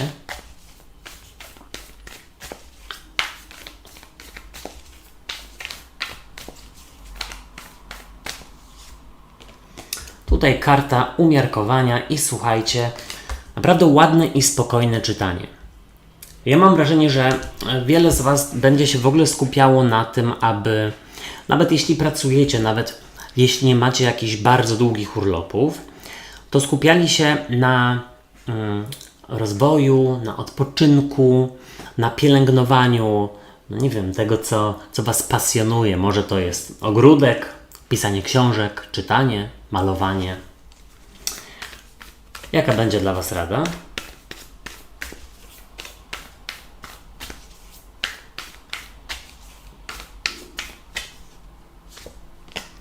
Oho, w Radzie jest rycerz buław, ktoś, kto popędza, jest w gorącej wodzie kąpany. Czego nie robić, czego unikać?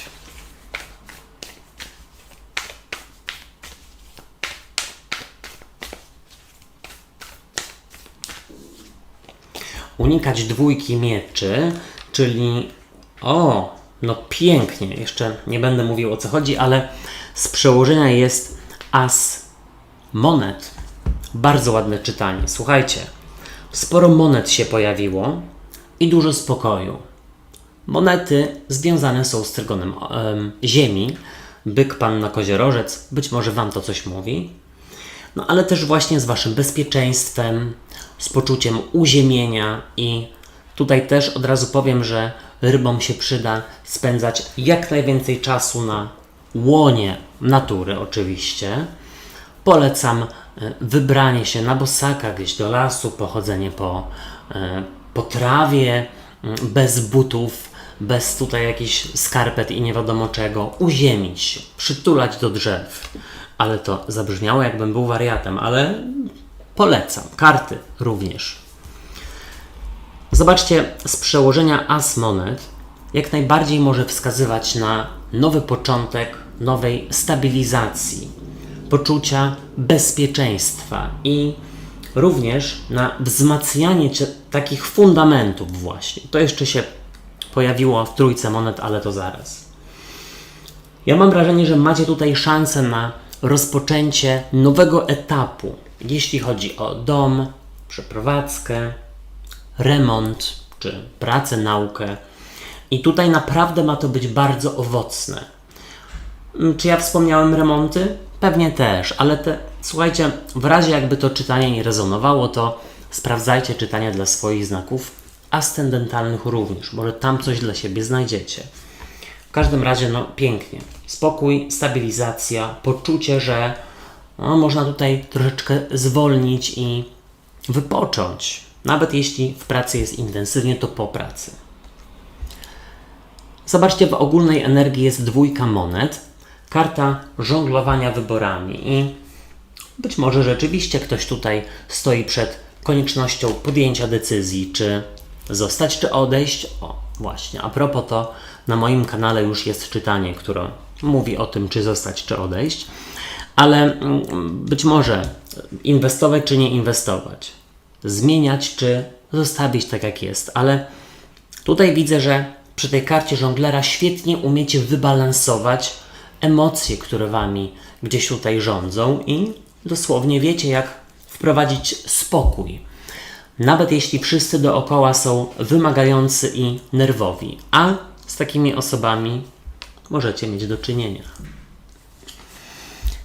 Zobaczcie, przychodzi do Was trójka monet i ta karta pokazuje kogoś, kto buduje od początku. No tutaj akurat jakąś rzeźbę, ale rzeźbi rzeźbę.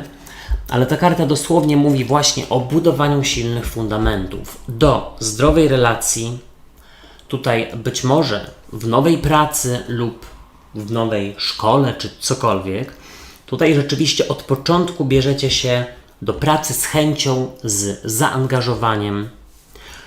W ogóle mam wrażenie, że bardzo dużo przyjemności Wam sprawiają takie manualne sprawy. Na zasadzie na przykład pielenie ogródka, zajmowanie się właśnie wystrojem mieszkania, malowaniem, tworzeniem itd., itd. A może ktoś tworzy z masy solnej? Ostatnio mi to przyszło do głowy. Może trzeba spróbować. Zobaczcie, do przeszłości odchodzi karta wieży. I wieża to jest coś trudnego, nieuchronnego. To jest jakiś koniec, zawalenie się. I też dużo, słuchajcie, nerwów i poczucie takiego rozedrgania emocjonalnego. No ale tego nie ma. Wychodzi na to, że znowu jesteście w stanie bardzo ustabilizować się i również swoją sytuację, myślę, finansową, albo tego, jak myślicie o swojej sytuacji finansowej, życiowej, Też bym powiedział, że no, coś się nie zakończy, więc jeśli tutaj ostatnio było trudno w pewnej relacji i nie tylko musi chodzić o taką partnerską, romantyczną, to tutaj bardziej budujecie, aniżeli no, psujecie, rozstajecie się i tak dalej. Tutaj jest chęć. Tutaj jest rzeczywiście potencjał. O. No zobaczcie, wy pokazujecie się jako przepiękna, leśna i spokojna karta umiarkowania. I to właśnie nawet bardzo mi tutaj pasuje z tą dwójką monet. No, umiarkowanie to jest dosłownie spokój i takie poczucie, że można zdjąć ze swoich barków jakieś problemy, odpowiedzialność, poczucie, że no właśnie wszystko leży na waszych barkach, albo że humory i nastroje innych wpływają na was. Wręcz przeciwnie, no. Tutaj, słuchajcie, ryby, duży spokój. Momento. W ogóle tak się teraz zastanowiłem, że to jest, zobaczcie, zupełne przeciwieństwo. Wieża, czyli taka no, trudna karta, która przedstawia pioruny. To ta wieża tutaj runie zaraz.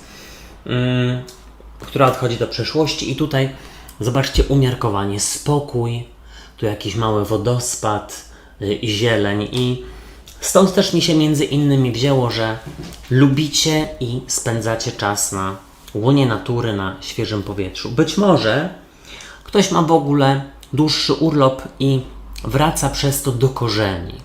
Odwiedza rodzinę gdzieś za miastem. I teraz zobaczcie, w Radzie jest karta rycerza buław, który przedstawia kogoś z trygonu ognia. Baran, lew, strzelec.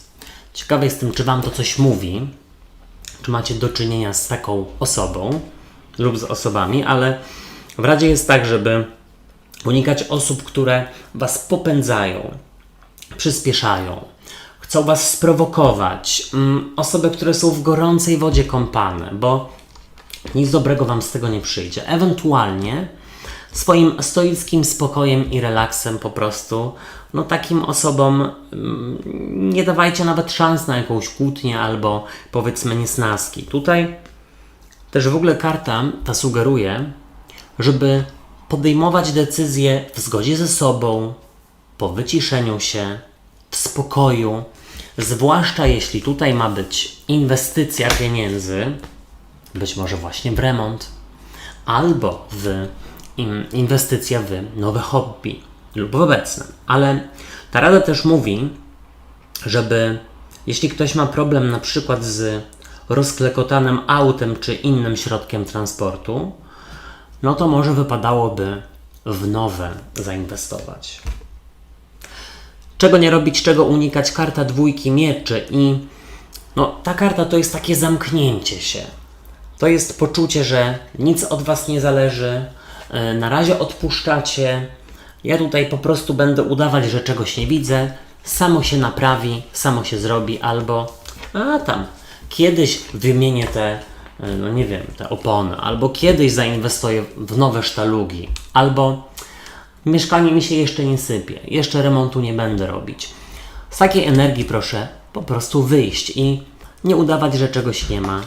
Też pracować z tym, co macie, albo zacząć odkładać na to, co wam jest potrzebne, bo na pewno się gdzieś tutaj da. Dziękuję. Moi drodzy i moje drogie, ja wam dziękuję za uwagę i życzę fantastycznego letniego czasu. Jeszcze raz dziękuję za uwagę, życzę wam wszystkiego dobrego, trzymajcie się, do usłyszenia, hej, cześć i pa pa.